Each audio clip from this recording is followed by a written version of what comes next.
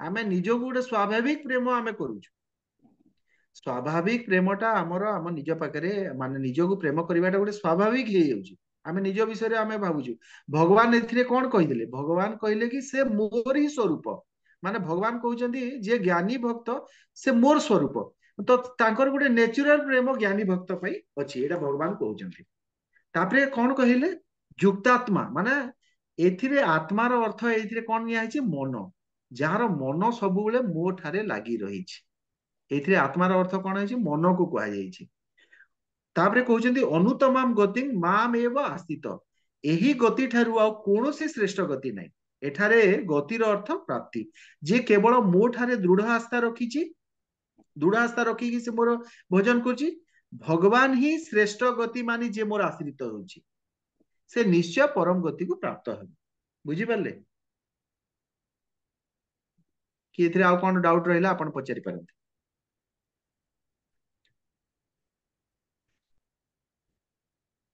जे ज्ञान ज्ञानी भक्त को भगवान कहउचंदी ये मोर स्वरूप माने भगवान ताकू बहुत भल पाउचंदी बाकी मान को भी भगवान डिनाय करनांती बाकी तीन जन को से माने कहले से माने महात्मा से माने उदार कहचंदी से माने भी श्रेष्ठ से माने भी बहुत भल किंतु ज्ञानी भक्त भगवान को अति प्रिय तापरे आपण पढंतु श्लोक नंबर 19 हरे कृष्ण प्रभु।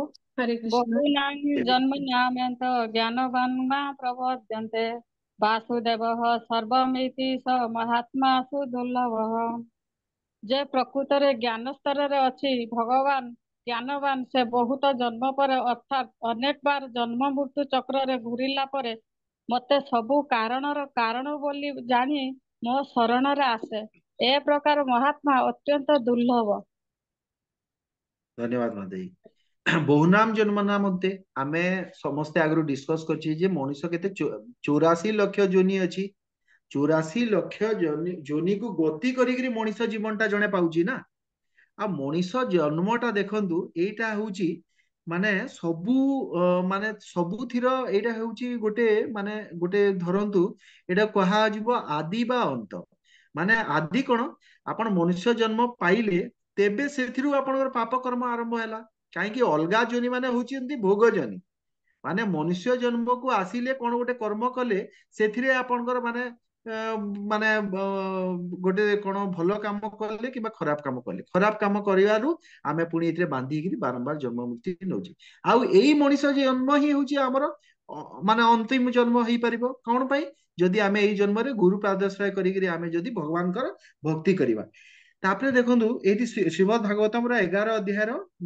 11 स्कंदर 9 नंबर अध्याय रो 29 नंबर श्लोक कोन कहूछि लब्धा सुदुर्लभ मिदम बहु संभवान्ते मानुष्य मथ मनित्वं प्रिय धीर तुन्य अतेत न पदेत मृत्यु आव निश्रेयसाय विषय खड़ु सर्वत स्यात् बहु जन्म मृत्यु परे ए दुर्लभ मनुष्य जन्म मिले जहाँ अनित्य हेले मध्य मनुष्य को सर्वोच्च सिद्धि प्राप्त करिवार अवसर दिए तेणु यही चरम सिद्धि पाई मृत्यु पूर्व शीघ्र ही चेष्टा करवा उचित कारण इंद्रिय तृप्ति सबु जोनि प्राप्त अलगा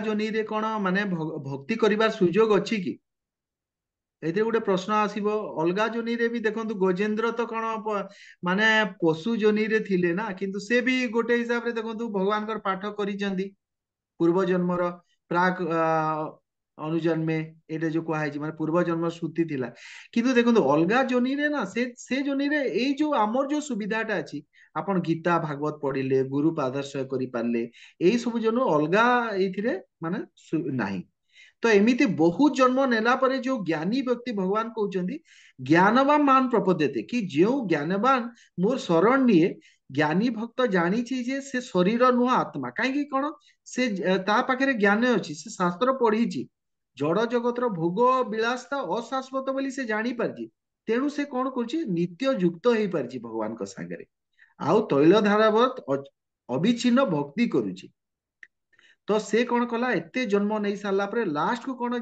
जानी पारला जे वासुदेव सर्वमिति माने सबु किछि वासुदेव अटंती आउ वासुदेव ही सबु किछि अटंती ए जोड़ा दीटा स्टेटमेंट समान भलिया सुबा जाउछि किंतु अलगा अलगा ता अर्थ हैला आपण जहा किछि देखुचंती सेटा भगवान वासुदेव भगवान श्री कृष्ण जड़ हो चेतन हो से सबू हूँ भगवान कहीं भगवान गोटे सृष्टि होती आउ गोटे हूँ वासुदेव ही सबु किछि अटंती माने अलगा केही आउ किछि नुहंती जेमती देखंतु मनसा वचसा दृष्टिया गृहते अनिरपि इंद्रिये अहमेव न मन्यो अन्य नीति बुद्ध्यदु मंजसा माने श्रीमद भागवतम रे एटा कहा जायछि जे आपण मनरे वचनरे दृष्टि रे जहा किछि भी आपण को देखा जाउछि सेटा आपण भगवत दृष्टि रे देखिबे शुद्ध भक्ति रो कोन कहले शुद्ध भक्तर दृष्टि गोटे अछि कि नै शुद्ध भक्तर दृष्टि हेला स्थावर जंगम देखे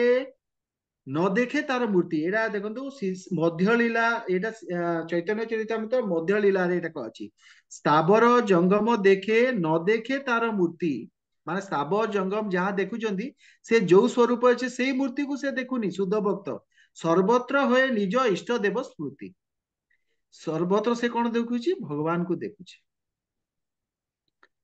आ राधाराणी को दृष्टि कौन राधाराणी को दृष्टि को से माने चैतन्य चरितामृत रे कहा जायछि कृष्णमयी कृष्ण जार भितरे बाहरे कृष्णमयी कृष्ण जार भितरे बाहरे जहाँ तहा नेत्र पड़े तहा कृष्ण स्फुरे गोपी माने और राधा माने प्रत्येक जिनस को माने जोटा भी देखिबे सेटा भगवान कृष्ण स्मरण आसीबे कौन सी गोटे माने देखिबे गोटे माने राधाराणी को विषय वर्णना अछि कौन सी गोटे वृक्ष देखिले कला रंगर से भगवान कृष्ण स्मरण आसीगला गोपी माने भी सेही भले प्रत्येक जिनस कृष्ण स्मरण तो एटा हूँ महाभागवत बा शुद्ध भक्त मानकर एटा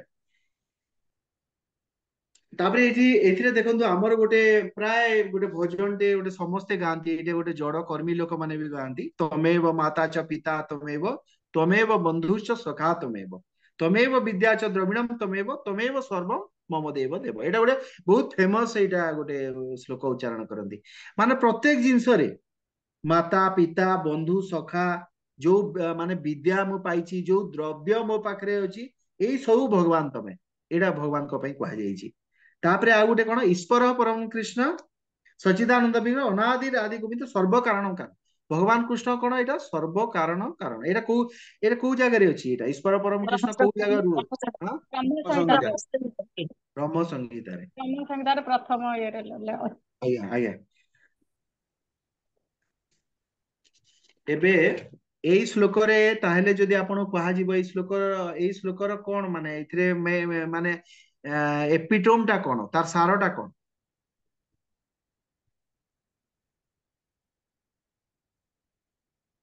निष्काम भक्ति प्रभु कर्म जी कर्म भगवत सेवा ता अर्थ हैला भगवान कर भक्ति टा एते सहज नु ज्ञान ज्ञानी भक्ति ज्ञान ज्ञानवान को सिना भगवान कहले ये मोर माने मु ये मोर स्वरूप बोली किंतु बहुत जन्म से नहीं सारछि मु गोटे जगह रे मु गोटे एथिरे सुनिथिली ये प्रथम भक्ति टा आपण माने सूर्यंकर भक्ति किछि वर्ष करिवे प्रथमता हैला आपण आपण वर्णाश्रम धर्म 100 जन्म वर्णाश्रम धर्म पालन जदि करिवे ताहेले आपण सूर्यंक भक्ति को आसीबे तापरे आपण दुर्गांक भक्ति को आसीबे 3 जन्म दुर्गांक माने भक्ति करिवे शिव भगवानकर भक्ति को आसीबे तापरे पुणी आपण करिवे 3 थरे आसीबे शिवंक शिवंक परे आसीबे तापरे विष्णु भक्ति को आसीबे विष्णु भक्ति को कृष्ण तत्व को आसीबार माने केते माने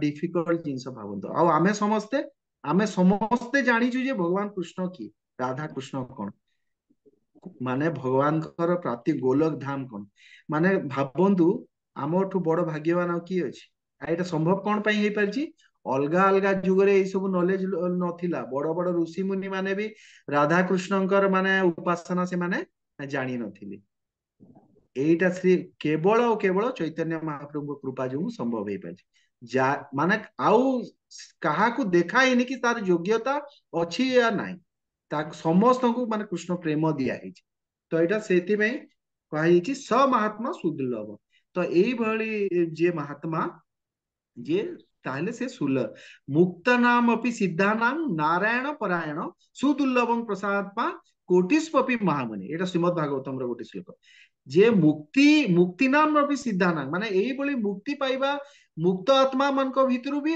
कोटि कोटि सिद्ध आत्मा भितरु जे नारायण परायण से हुची ସୁଦୁର୍ଲଭ। ତାପରେ ଆଉ ଆଉ ଗୋଟେ କଣ, ଦୁର୍ଲଭ ମାନୁଷ ଦେହ ଦେଇନାମ କ୍ଷଣ ଭଙ୍ଗୁର ତତ୍ରାପି ଦୁର୍ଲଭଂ ମନ୍ୟେ ବୈକୁଣ୍ଠ ପ୍ରିୟ ଦର୍ଶନମ୍।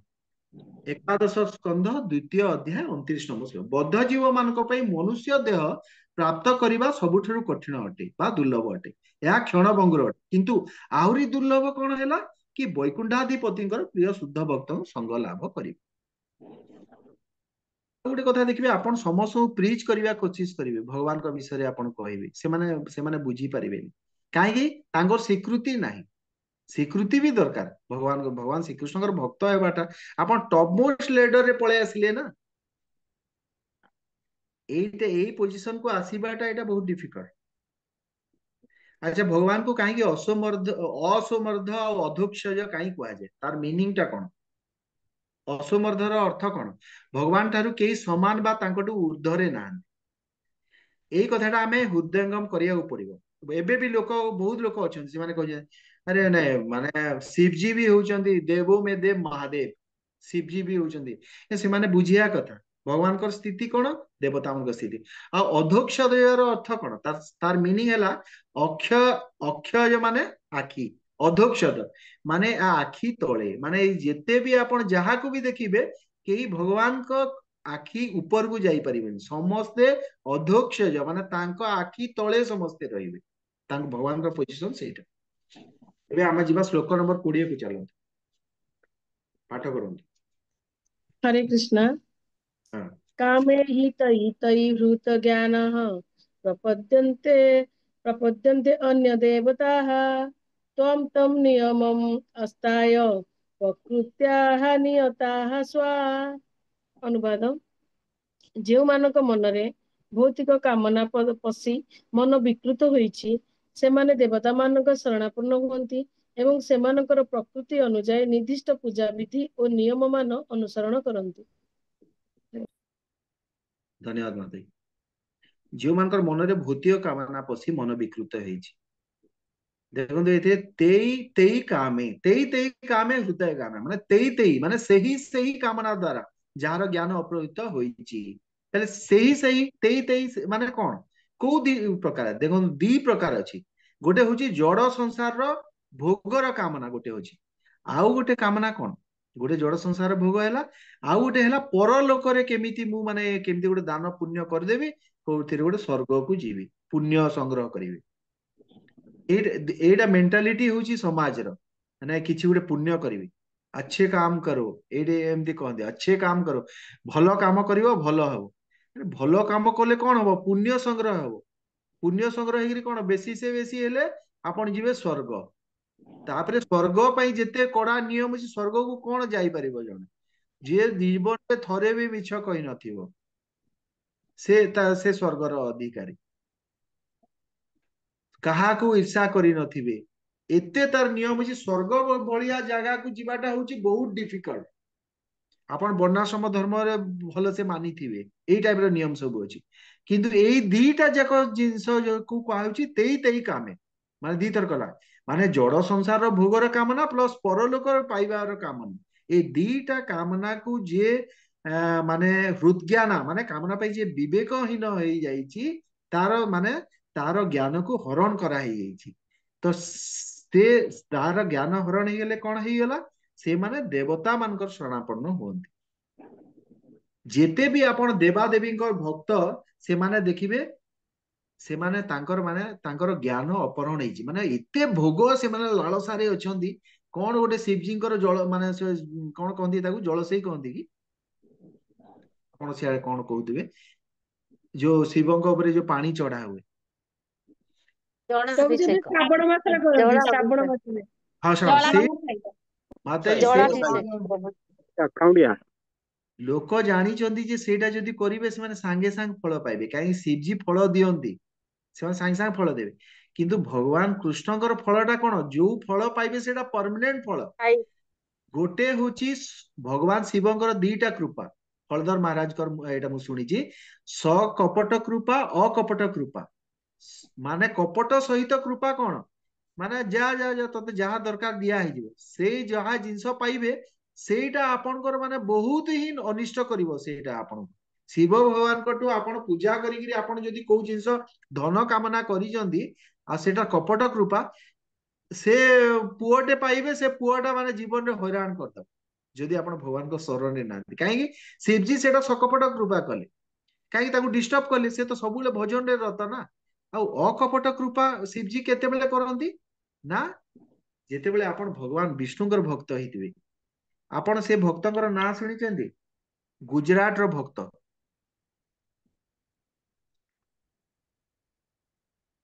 की मेहता सेटा नरसिंह मेहता। नरसिंह मेहता नरसिंह मेहता भगवान शिवଙ୍କ कृपा पाइकी डायरेक्ट माने रासर दर्शन करि पारथिले माने शिव भगवान देखंतु जणको सांगे सांगे रासरे माने प्रवेश करबा तांको पाखरे शक्ति अछि शिवजी एते शक्तिशाली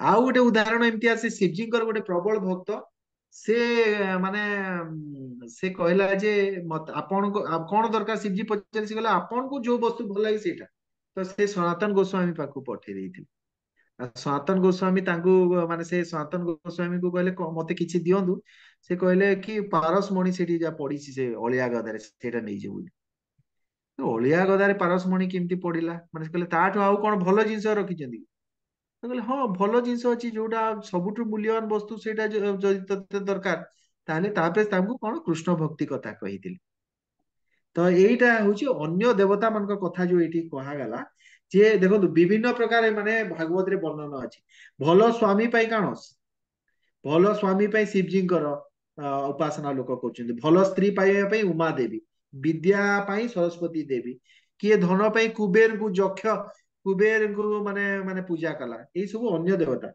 आउ एई जगत रे लोक माने करूथवा कर्म रे सिद्धि लाभ निमित्त इच्छा करନ୍ତି सेठी पे से माने देवता मान को पूजा करନ୍ତି आउ एटा भी कुहाइछि जे अवश्य ए जगत रे लोक माने खूब शीघ्र तांको कर्मर फल पाई जाନ୍ତି माने देवता पूजा रे किछि फल पाई जाउछन्ति से माने शीघ्र कहीं भगवान कृष्ण तो माने शीघ्र देबेनी ना कहीं देबेनी भगवान श्री कृष्ण देबे भगवान माने भगवान एमिति केबे भाबिया कथा नुह जे भगवान कृष्णकर भक्ति कले जणे गरीब होइबो नाही एबे भारत रो सबुठु बड़ बड़ धनी लोक सब कृष्ण भक्त वर्ल्ड रो सबुठु बड़ धनी लोक सब कृष्ण भक्त किंतु भगवान केतेबेले देबे जेतेबेले जानिबे जे भक्तटा माने माने फॉल डाउन हबनी माने फॉल डाउन अर्थ हैला आपनकर माने से तामने भक्ति पथरु ओहरी जीवनी तापर एथिरे कोन कहला तम तम नियमम आस्ताय विभिन्न देवता पे विभिन्न नियम मान शास्त्र रे दिया हैछि एग्जांपल यज्ञ तप ध्यान एक्सेट्रा गोटे माने भक्त गोटे दुर्गा देवीकर भक्त थिले दुर्गा देवीकर से बहुत उपासना कले माने तांकर एते उपासना करिगिरी दुर्गा देवी को प्रसन्न करिगिरी एइटा माने को पुराना जुग कथा कहूनी एइटा गोटे माने रिसेंट जस्ट 10 20 30 वर्ष तळर कथा हबो सो से भक्तटा कौन कहले दुर्गा देवीଙ୍କର उपासना करिगिरी विभिन्न माने दुर्गा देवीଙ୍କର मंत्र पाठ करिगिरी यज्ञ अनुष्ठान सब करिगिरी दुर्गा देवी को प्रसन्न कले किंतु तांकर गोटे मनरे गोटे गर्व रहीगला जे मु माने स्वयं जगदम्बा को मु प्रकट करदेबी मोर एते भक्ति दुर्गा देवी कौन कले गोटे गोटे माने छोट गोटे झील माने गोटे युवती नारी माने गोटे माने रूपरे आसिले एते माने से रूपटा एमिति हैला से जे तांकर साधक तांको देखिकिरी अकस्मात गोटे तांको माइंड रे गोटे तांको रूप प्रति आकर्षण पळे आसिला सांगे सांग से लोकटा सीटी पागला ହେଇଗଲା जदि एई टाइप रो कड़ा सिचुएशन जदि हमर माने विष्णु भक्ति रे थिले आमे केते माने माने आमे अपराध करूचे कहंतु आमे डेली बेसिस रे अपराध करूचे भगवान कृष्णकर माने पूजा पाठ कम अपराध होची एटा जोटा करिया कथा न से जे अपराध किंतु आज पर्यंत हमर किछि क्षति हेलानी तो भगवान कृष्णकर पूजा और देवता पूजा रे एटा माने फरक केते कोन लोक एटा करूचंदी विभिन्न माने देवता मान को पूजा कर तापरे उदाहरण आपण देखंतु इंद्र को पूजा माने आपणकर वृंदावन वासी माने एते वर्ष माने धरिकी करूथिले तांकर को अजा अमलरू को जो करूथिले नंद महाराज कहले कि तांकर पूर्व पुरुष माने करे किंतु थरे कलेनी कोन माने इंद्र तांको माने क्षमा कले कि सांगे सांग माने देवता माने कोन करंती माने प्रतिशोध नियंती तो एइटा होची माने डिफरेंस आमे बुझिया कथा एबे देखंतु मु एटे प्रैक्टिकल क्वेश्चन पचारिबी आमे कोन आमे देवता पूजा करूछे कि आमे एबे देखंतु दीक्षा नेलेनी आमे तो भगवान कृष्णकर भक्त 100% आमे तो कहि परियानी देवता आज्ञा पूजा करछि किंतु आपण मते कहंतु आपण मानक भितरु सावित्री ओषा ए सब जिंस आपण करूचंती कि नहीं बेले बेले आमे करूनु आज्ञा निश्चय करूछु जी तो कौन सा करूछु लाभटा प्रभु है हमर ए ज्ञान पाई कौन लाभटा सत्य कथा काहे देखो समाज को भगवान मु बुझी पारछि माते मु काई बुझी पारछु कहले मु जानि छी फैमिली भितरे माने से माने बाकी समस्ते कहिबे ये बेसी गोटे भक्त देखिउची माने एते माने एटा से कोन गोटे बांधंती हातरे गोटे कोन गोटे बांधंती माताजी माने ओषा व्रत ये हाँ सेटा से व्रत न बांधिले पुनी से बहुत खराब भाबंती घर लोक मु निजे अनुभव सावित्री करछि मु जानि छी ना तो प्रभु ଆମର ଆମର କଣ भगवान ଲାଭଟା ହେଲା କହିଲେ ଆମେ ପୁରା ଏତେ ଏତେ ଆମେ ଏଇଟା ମାନେ କିଛି ଦୁର୍ଲଭ ଲାଭ ନାହିଁ ଜିନିଷ ପ୍ରଭୁ ପାଇଲେ ଆମେ ଗୁରୁ ମହାରାଜଙ୍କ ଅଣ୍ଡରରେ ଆସିଲେ ଭଗବତ ପ୍ରାପ୍ତି ହେଇଯିବାର ସୁଯୋଗ ଟାଇପ ର ବି ଆମ ସିଚୁଏସନ ପାଇ ପାରିଥାନ୍ତେ କିନ୍ତୁ ହେଇପାରିଲାନି ଏଇ ଯୋଉ ଛୋଟ ଛୋଟ ଜିନିଷ ପାଇଁ ଏଇ ଯୋଉ ଲକ୍ଷ୍ମୀ ପୂଜା ଯୋଉ କରାହଉଛି ଭକ୍ତ ହେଲା ପରେ ବି ତ ମାନେ ଆମକୁ ଡର ଲାଗୁଛି ଆରେ ଲକ୍ଷ୍ମୀ ପୂଜା ନ କଲେ କାଳେ ଲକ୍ଷ୍ମୀ ପଳେଇବ କି ଆମେ ପ୍ରଭୁଜୀ ଲକ୍ଷ୍ମୀ ଆମେ ହୁଁ ପ୍ରଭୁଜୀ ଆମେ ଲକ୍ଷ୍ମୀ ପୂଜା କରୁଛୁ ଆମେ ଆଗ ବିଷ୍ଣୁଙ୍କୁ ପୂଜା କରୁଛୁ ଲକ୍ଷ୍ମୀଙ୍କର ଲୋକ ଜାଣିବା ପାଇଁ ଆମେ ପୂଜା କରୁଛୁ ତାପରେ ସେଇଟା ତ ବିଷ୍ଣୁଙ୍କୁ ପୂଜା କରୁଛୁ ଆମେ ମାତାଜୀ ଆମ ଘରେ ବି ମାତାଜୀ ଆମେ ଲକ୍ଷ୍ମୀ ନାରାୟଣ ରାଧା କୃଷ୍ଣ ଅଛନ୍ତି ଆମେ ପ୍ରସାଦ ସେଦିନ ଆମେ ଚଢଉଛୁ ଠିକ ଅଛି ପ୍ରସାଦ ଆମେ ସେଟା ଅର୍ପଣ କଲେ ରାଧା କୃଷ୍ଣ କଲେ କିନ୍ତୁ ଲକ୍ଷ୍ମୀ ଗୁରୁବାର ଟା ଆମ ମାଇଣ୍ଡରେ ରହିଲା ନା ଆମେ ପୁଣି ତ ମାନେ ଆମ ପରିବାର ସମସ୍ତଙ୍କୁ ଦେଖେଇବା ପାଇଁ ଆମେ କଲେ ନା ଆମେ ଆଜ୍ଞା 100% ହେଲେ କି ମାତାଜୀ ମୋର ମୋର ପ୍ରାକ୍ଟିକାଲ କ୍ୱେଶ୍ଚିନ୍ ମାନେ ଆମେ ଗୋଟେ ଶ୍ଲୋକଟେ ପଢିଲେ ମାତାଜୀ ଖାଲି ଶ୍ଲୋକଟେ ତ ବଢିଯିବାନି ପଢିକି ଯୋଉ ଅସୁବିଧା ଅଛି ସତ କଥାଟା ଆମକୁ କହିବାକୁ ପଡିବ ନାଇଁ ଯୋଉ ଦିନ ନାଇଁ ମତେ ସମସ୍ତେ ପୁରା ଛାଡି ଦିଅନ୍ତୁ ପୁରା ପ୍ରଭୁଜୀ ସେଇ ପ୍ରଭୁଜୀ ଅବସ୍ଥା ଚୈତନ୍ୟ ମହାପ୍ରଭୁ କହିଛନ୍ତି ନା ବାହ୍ୟ ନିଷ୍ଠା କର ଅନ୍ତରରେ ଭକ୍ତି ନିଷ୍ଠା କର ବାହ୍ୟ ବ୍ୟବହାର ଆମେ ଏଇଟା ସେଇ ତ ହିସାବରେ ଆମେ କରୁଛୁ ସେଇ ହିସାବରେ କରୁଛୁ ପ୍ରଭୁ ଅନ୍ତରରେ ଭଗବାନ କୃଷ୍ଣ କିନ୍ତୁ ବାହାର ଦୁନିଆ ପରିବାରଙ୍କ ପାଇଁ ଏଇ ନିୟମ ପାଳନ କରୁଛୁ ସେଇଟା ତ ସତ କଥା ଆମ ଭାରତରେ ମାତାଜୀ ମାନଙ୍କଠୁ ବଡ ମାନେ କୃପାମୟୀ ଦୟାମୟୀ ନହେଲେ ରାଧାରାଣୀଙ୍କର ଅଂଶ ନ ହେଇଥିଲେ ଆଉ ଏତେ କୃପା କୁଆଡେ ଆସିଥାନ୍ତା ସତ କଥା କିନ୍ତୁ କୁଆଡୁ ନା କୁଆଡୁ ଗୋଟେ ଦିନ ନା ମାତାଜୀ ହବାକୁ ପଡିବ ପୁରା ଯୋଉଟା କହନ୍ତି ମାନେ ଆପଣ ପୁରା ଭକ୍ତି ମାନେ ପୁରା ଆଉ କାହାକୁ ମାନେ ଏଇଟା ଆମେ କରୁଛୁ ଲୋକ ଚାहे କିଛି ବି କୁହନ୍ତୁ କିନ୍ତୁ କଣ କରିବା ଭେରି ଆମେ ଗୁଡ ସମାଜ ସାଙ୍ଗରେ ବି ଲଢେଇ କରିପାରିବାନି ମୋ ପାଖରେ ବି ଏଇଟା ଆନ୍ସର ନାହିଁ ଏଇଟା ମୁଁ ଆପଣ ମାନଙ୍କ ଉପରେ ଛାଡିଲି କିନ୍ତୁ ମୁଁ ଶୁଣିଛି ମହାରାଜ ମାନେ ଏଇଟା ପସନ୍ଦ କରନ୍ତି ମହାରାଜ ମାନେ ପୁରା ସିଧା କହିବେ ମହାରାଜ ମାନେ କହିବେ ନାଇଁ ପୁରା କୃଷ୍ଣ ମୁଁ ଦେଖନ୍ତୁ ମାତାଜୀ ଦୁର୍ଗାଙ୍କ ଫଟୋ ଆମ ଘରେ ଥିଲା ଆମର ଠାକୁର ଘରେ ମୁଁ ବହୁତ ବର୍ଷ ଦୁର୍ଗାଙ୍କ ଫଟୋ ମୁଁ ମାନେ କାଢି ପାରିଲିନି ମତେ ଲାଗିଲା ଦୁର୍ଗାଙ୍କ ଫଟୋ କେମିତି କାଢିଦେବି ଇଏ ବି ତ ଏଇଟା ଲାଷ୍ଟ କୁ ତାପରେ ମାନେ କଣ ହେଲା ପୁରା ବୁଝାବୁଝି କରିକି ସମୟ ଏଇଟା କରିକି ଏବେ ପୁରା ମୋ ମନ ଭିତରେ ଆଉ ମାନେ ଟୋଟାଲି ଆଉ ଏଇଟା ନାହିଁ ଏବେ ଏଇଟା ଦେଖିବେ ନା ପୁରା ଯୋଉଟା ଆମର ଇସ୍କନ ଯୋଉଟା ନିୟମ ସେଇ ଖାଲି ଆଲେଖ ଅଛନ୍ତି ଏକ୍ସଟ୍ରା ଆଲେଖ ନାହିଁ କଣ ସେମାନେ ତ ଆମେ ପଢିଲେ ପରା ଆ ସେଟା କୋଉଟା ପଢିଲେ ଅଧିଯଜ୍ଞ ଅଧିଦୈବ ଭଗବାନ ପରା ସବୁ ଦେବତା ତାଙ୍କ ଦେହରେ ଅଛନ୍ତି ସେ ଦେବତା କିଛି ଆମର କ୍ଷତି କରିବେନି ଖାଲି ଆମର ଗୋଟେ ମାଇଣ୍ଡରେ ରହିଯାଉଛି ଆଉ ସମାଜ ବି ଯୋଉ ଆମେ ଭାବୁଛୁ ନା ସମାଜ ଇଏ ନା ପ୍ରଥମେ ପ୍ରଥମେ ବହୁତ ଖରାପ କହିବେ ତାପରେ ଭୁଲିଯିବେ କାହା ପାଖରେ ଟାଇମ ନାହିଁ କିଛି ଆଉ ସେଇଟା ଟିକେ ଭଗବାନଙ୍କ ପାଇଁ ଶୁଣିବା ପାଇଁ କଣ ଖରାପ ଟିକେ ଶୁଣିଲେ ସେଇଟା ତ ଭକ୍ତି ଆଚ୍ଛା ଆମେ ଆମ ପାଖରେ ସମୟ ନାହିଁ ବେଶୀ ଏଇଟା ଡିସ୍କସ କରିପାରିବାନି ତାପରେ ଦେଖନ୍ତୁ ଗୋଟେ ଆଜ୍ଞା ହରେ କୃଷ୍ଣ ପ୍ରଭୁଜୀ ଗୋଟିଏ ସେକେଣ୍ଡ ମୁଁ ଆମେ ହଁ ଯୋଉ ଦେବତା ମାନଙ୍କୁ ପୂଜା କରୁଛେ ଆମେ ହଁ ସେମାନେ ତାଙ୍କୁ କହିବା ଯେ ଯେମିତି ଆମେ ଭଗବାନ ପାଖକୁ ଜଗନ୍ନାଥ ପାଖକୁ ଆମେ ଯାଉଛେ କାଶୀ ବିଶ୍ୱନାଥଙ୍କୁ ଦର୍ଶନ କରୁଛେ ସେଇଠି କିନ୍ତୁ ଆମେ ଆଜ୍ଞା କଣ ଭାବୁଛେ ମତେ ଏତିକି ଭକ୍ତି ଦିଅ କେମିତି କୃଷ୍ଣ ଭକ୍ତି ମତେ ମିଳୁ କାହିଁକିନା ଶିବଜୀ ତ ଭଗବାନଙ୍କ ପାଖକୁ ଯାଇଥିଲେ ନା କୃଷ୍ଣଙ୍କ ପାଖକୁ ସେଥିପାଇଁ ଆମେ ଯୋଉ ମାତାଜୀ ମାନେ ଦେବତା ପୂଜା ଟା ମନା କରା ହେଇନି ମାନେ କିନ୍ତୁ ଆପଣଙ୍କ ଇଣ୍ଟେନସନ ଟା କଣ ଏବେ ଦେଖନ୍ତୁ ଶ୍ରେଷ୍ଠ ଭକ୍ତ ଟେନସନ ମାନେ ହଉଛି କୃଷ୍ଣଙ୍କର ଭକ୍ତି ଶ୍ରେଷ୍ଠ କିଏ ଗୋପୀ ମାନେ ମାନେ ସେମାନେ କାତ୍ୟାୟନୀ ବ୍ରତ କରୁଥିଲେ କି କିନ୍ତୁ ଆଜ୍ଞା ତାଙ୍କର ଇଣ୍ଟେନସନ ଟା କଣ ଥିଲା କରୁଥିଲେ ମାତାଜୀ କିନ୍ତୁ କୃଷ୍ଣ ସେ ଭକ୍ତ କହିଲେ କୃଷ୍ଣ ନନ୍ଦ ପ୍ରାପ୍ତି ନନ୍ଦ କୃଷ୍ଣ ମହାରାଜଙ୍କ ପୁତ୍ର କେମିତି ଆମକୁ ମିଳିଯାଉ ଏ ଜୀବନ ଆଜ୍ଞା ଆମେ କିନ୍ତୁ ଆମେ ଅଲଗା ସେ ଅଲଗା କହୁଛେ ଯଦି ଅଲଗା ଯଦି ହେତୁ ରହୁଛି ତାହେଲେ ଅସୁବିଧା ଆଜ୍ଞା ସେଇଟା ଠିକ ନହେଲେ ଆମେ କହିବା ଯେ ଆମକୁ କେମିତି କୃଷ୍ଣ ଭକ୍ତି ଦିଅ ଆମେ କେମିତି ଏଇ କାମନା ଟା ରଖିବା କିନ୍ତୁ ଆମେ କୌଣସି ଦେବାଦେବୀ କି କାମନା ଦେବାଦେବୀ ମାନେ ସାଙ୍ଗେ ସାଙ୍ଗେ କାମ କରିଦେବେ, କିନ୍ତୁ ସେଇଟା ଠିକ ନାହିଁ। ସେମାନେ ତ ଅନୁମତି ଆଣିବେ ନା, ସେମାନେ ଭଗବାନ କୃଷ୍ଣଙ୍କର ନିର୍ଦ୍ଦେଶ ବିନା କିଛି କରିପାରିବେନି। ମାନେ ଆପଣ ଯୋଉଟା କହୁଛନ୍ତି କାରଣ ହେଲା ଏଇ ଭାବନାରେ ଯଦି କରୁଛନ୍ତି ନା କି ଭକ୍ତି ଆଜ୍ଞା ହିଁ ଆପଣ ଯଦି ଦେବତା ମାନଙ୍କୁ ମାଗୁଛନ୍ତି ତାହେଲେ ଶିବଜୀଙ୍କର ଭକ୍ତି କଲେ ତ ଆପଣ ମାନେ ଶିବଜୀ କହିଲି ପରା ଡାଇରେକ୍ଟ ମାନେ ଆପଣଙ୍କୁ କଣ କଲେ ଯୋଉ ମେହତା ଯୋଉ ଅଛନ୍ତି ସେ ଭକ୍ତଙ୍କୁ କଣ କଲେ ମାନେ ରାସ ନୃତ୍ୟରେ ପ୍ରବେଶ କରେଇ ପାରିଲେ। ତ ଆଉ ଗୋଟେ ଉଦାହରଣ ମୁଁ ଆପଣଙ୍କୁ ଦେବି। ଧ୍ରୁବ ମହାରାଜ କାହାର ସ୍ତୁତି କରିଛନ୍ତି? ଏଇ ଯୋଉ ଓମ୍ ଧନର ଦେବତା କୁବେର। ଓମ୍ ନମୋ କୁବେର ଭଗବତେ କୁବେର ବାସୁଦେବ କୁବେର ଭଗବାନ ଯେତେବେଳେ ତାଙ୍କୁ ଶ୍ରୀକୃଷ୍ଣ। କହିଲେ, କୁବେର ତାଙ୍କୁ ପଚାରିଛନ୍ତି ତମେ ମାନେ ଗୋଟେ ମତେ ତମେ କିଛି ଗୋଟେ ମାଗ ମତେ, ମୁଁ ତମକୁ ଗୋଟେ ବରଦାନ ଦେବି। ତ ଧ୍ରୁବ ମହାରାଜ କହିଲେ ମତେ କୃଷ୍ଣ ଭକ୍ତି ମିଳୁ, ଭଗବାନଙ୍କର ଭକ୍ତି ମିଳୁ। ଆଉ ନିଜେ କୁବେର କହିଛନ୍ତି ତଥାସ୍ତୁ ବୋଲି କହିଛନ୍ତି। ଏଇଟା ଆପଣ ପଢିବେ ଯଦି ଆପଣ ଜାଣିଛନ୍ତି ଭଲ କଥା, ନହେଲେ ଆପଣ ଏଇଟା ସର୍ଚ୍ଚ କରିବେ। ମାନେ କୁବେର କହୁଛନ୍ତି କୃଷ୍ଣ ଭକ୍ତି ପ୍ରାପ୍ତି, ମାନେ ଗୋଟେ ଦେବତା କୃଷ୍ଣ ଭକ୍ତି ପ୍ରାପ୍ତି ତାଙ୍କ ପାଖରେ ସେ ଶକ୍ତି ଅଛି। ତ ଯଦି ମାନେ ସାଧକ ଦେବା ଦେବୀ ମାନଙ୍କୁ ପୂଜା କରି ଭଗବାନଙ୍କୁ ପାଇବା ପାଇଁ କରୁଛି ଆଉ କୌଣସି ଡର ପାଇଁ ଯଦି କରୁନି କି କାଳେ ଇଏ ରୁଷ୍ଟ ହେଇଯିବେ ତାହେଲେ କିଛି ଅସୁବିଧା ନାହିଁ। ଶ୍ଲୋକ ନମ୍ବର 21 କୁ ଯିବା ଏବେ।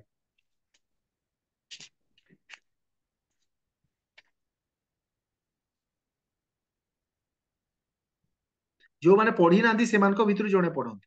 पढ़ी पढ़ी प्रभु।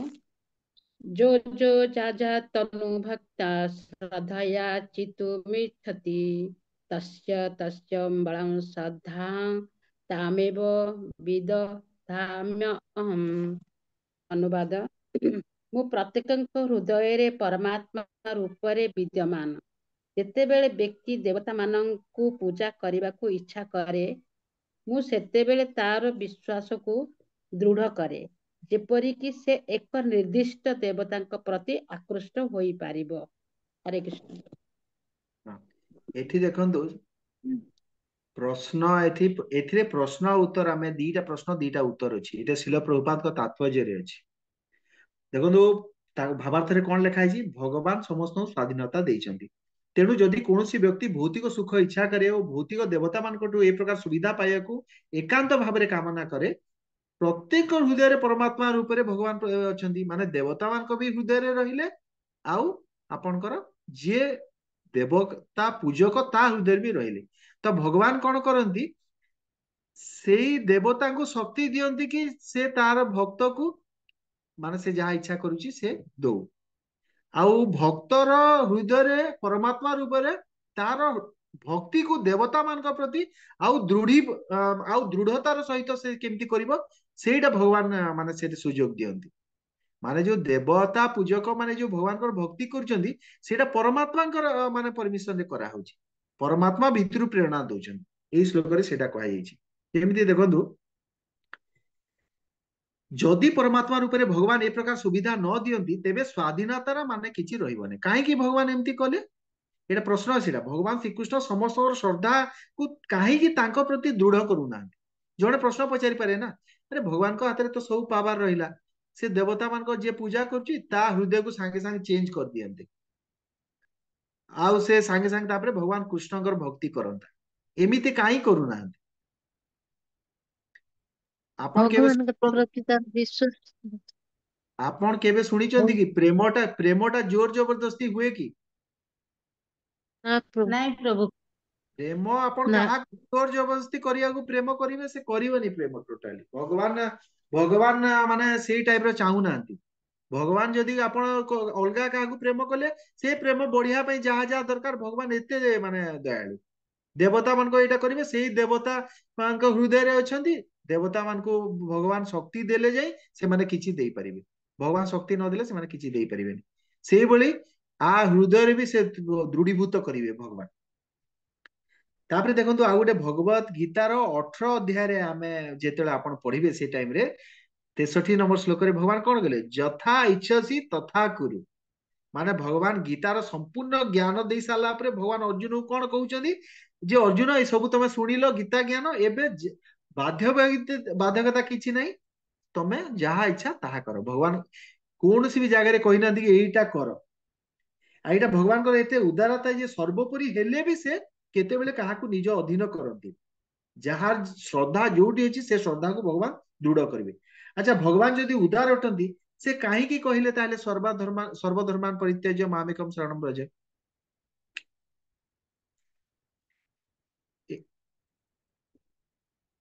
एटा देखंतु ए आ पछरे गोटे बहुत गोटे गुढ़ जिनसटे अछि माने भगवान तो एते उदार ना भगवान माने कहया कथा नहीं मो पाखु आस आमे एबे डिस्कस कले भगवान माने काहाकू भी माने जबरदस्त जोर जबरदस्ती नहीं जे भगवान कर भक्ति कला भगवान ताकू माने जहार भक्ति कले ताले भगवान पुणी काहे कहि देले कि भगवान जदि उदार अटंती जणे पचारि पारे कि आ तमे एबे कहउदिलो ଆଜ୍ଞା भगवान को जबरदस्ती करंती नहीं एबे पुणी कहउछ सर्वधर्मान परित्याज्य मामेकम शरणम व्रज काहे कहले देखो उत्तर है भगवान हरे कृष्ण प्रभु जी दंड हाँ हरे कौन कृष्ण प्रभु जी दंड कौन प्रणाम। कौन प्रभु जी कौन ମାନେ ଭଗବାନ ଶ୍ରୀକୃଷ୍ଣଙ୍କୁ ପୂଜା କଲେ ଆପେ हाँ ଆପେ ଅନ୍ୟ ଦେବାଦେବୀ ପାଇଯାଆନ୍ତି ପୂଜା ପାଇଯାଆନ୍ତି ସେଥିପାଇଁ ଅନ୍ୟ ଦେବାଦେବୀଙ୍କୁ ଅଲଗାରେ ପୂଜା କରିବାର କୌଣସି ଆବଶ୍ୟକ ନାହିଁ। ଯେମିତି ଗଛର ମୂଳରେ ପାଣି ଦେଲେ ତାର हाँ ଡାଳ ପତ୍ର ଗୁଡାକ ଯେମିତି ସତେଜ ହେଇଯାଏ ସେଇଭଳି हाँ ଭଗବାନ କୃଷ୍ଣଙ୍କୁ ପୂଜା କଲେ ଆପେ ଆପେ ସମସ୍ତେ ଭଗବାନ ବି ସନ୍ତୁଷ୍ଟ ହୋଇଯାଆନ୍ତି ଏବଂ ପୂଜା ପାଆନ୍ତି। ସେଥିପାଇଁ बहुत ଅଲଗାରେ बहुत ପୂଜା କରିବାର ଆବଶ୍ୟକ ନାହିଁ। बहुत सुंदर मते बढ़िया कहते आपण एई जो परिप्रेक्षी रे भगवान जो कहलेनी एति काले भक्त माने अर्जुन को जेतेले कहले जथा इच्छसी तथा करू अर्जुन तो भक्त ना अर्जुन अर्जुन को काले एटा शुणिकी से टिके निश्चय डरी जिवे ना ते भगवान केमती एमती कहले जथा इच्छसी मु तो तांकर शरणागत भक्त मोर कोन गोटे सेपरेट इच्छा अछि किंबा कोनसी गोटे भक्त एमती भाबी पारे तो भगवान सेति में कोन एटा केते नंबर श्लोक रे कहले एटा होची 63 रे कहले तो 64 रे पुनी भगवान कोन कहले जे भगवान ता पुनी अर्जुन को कहि दउचंदी काले अर्जुन कोन डरी गेले कि सेति में कहले तुमे मोर अति प्रिय सखा होइतबार मु एबे तुमको गुप्ततम ज्ञान कहूची सुन आउ 65 66 रे पुनी कहउचंती मनमना भव आउ सर्वधर्मान परित्याज्य जोटा सबटु मेन श्लोक तो एई सर्वधर्म परित्याज्य कहिबा पछरे माने भगवान कर गोटे उद्देश्य होची जे भक्त मान को जो यथा इच्छसी तथा कुरु जो कहिदेले काले भक्त माने एथिरे टिके माने एटा फील करिवे भगवान एमती केमती कहले आमे तांको शरणागत भक्त तो भक्त मान को गोटे सांत्वना देवा पई एटा कहले जे तो मो शरण को आस एटा आउ कहा पई नुह आ कंक्लूजन एथिरे कोन देबा ए श्लोक रे आमे हमर श्रद्धा भगवान के प्रति रहिले आमे से हमको निश्चय ग्रहण करिवे हम श्रद्धा भगवान के प्रति केवल रहिबा उचित भगवान हमको निश्चय साहाय्य करिवे श्लोक एबे आमे 22 को चालू अछि हरे कृष्ण श्लोक 22 आए सतया श्रद्धया युक्तस्तस्याराधनमिहते लभते च ततः कामा न एव विहितात्मनितान्।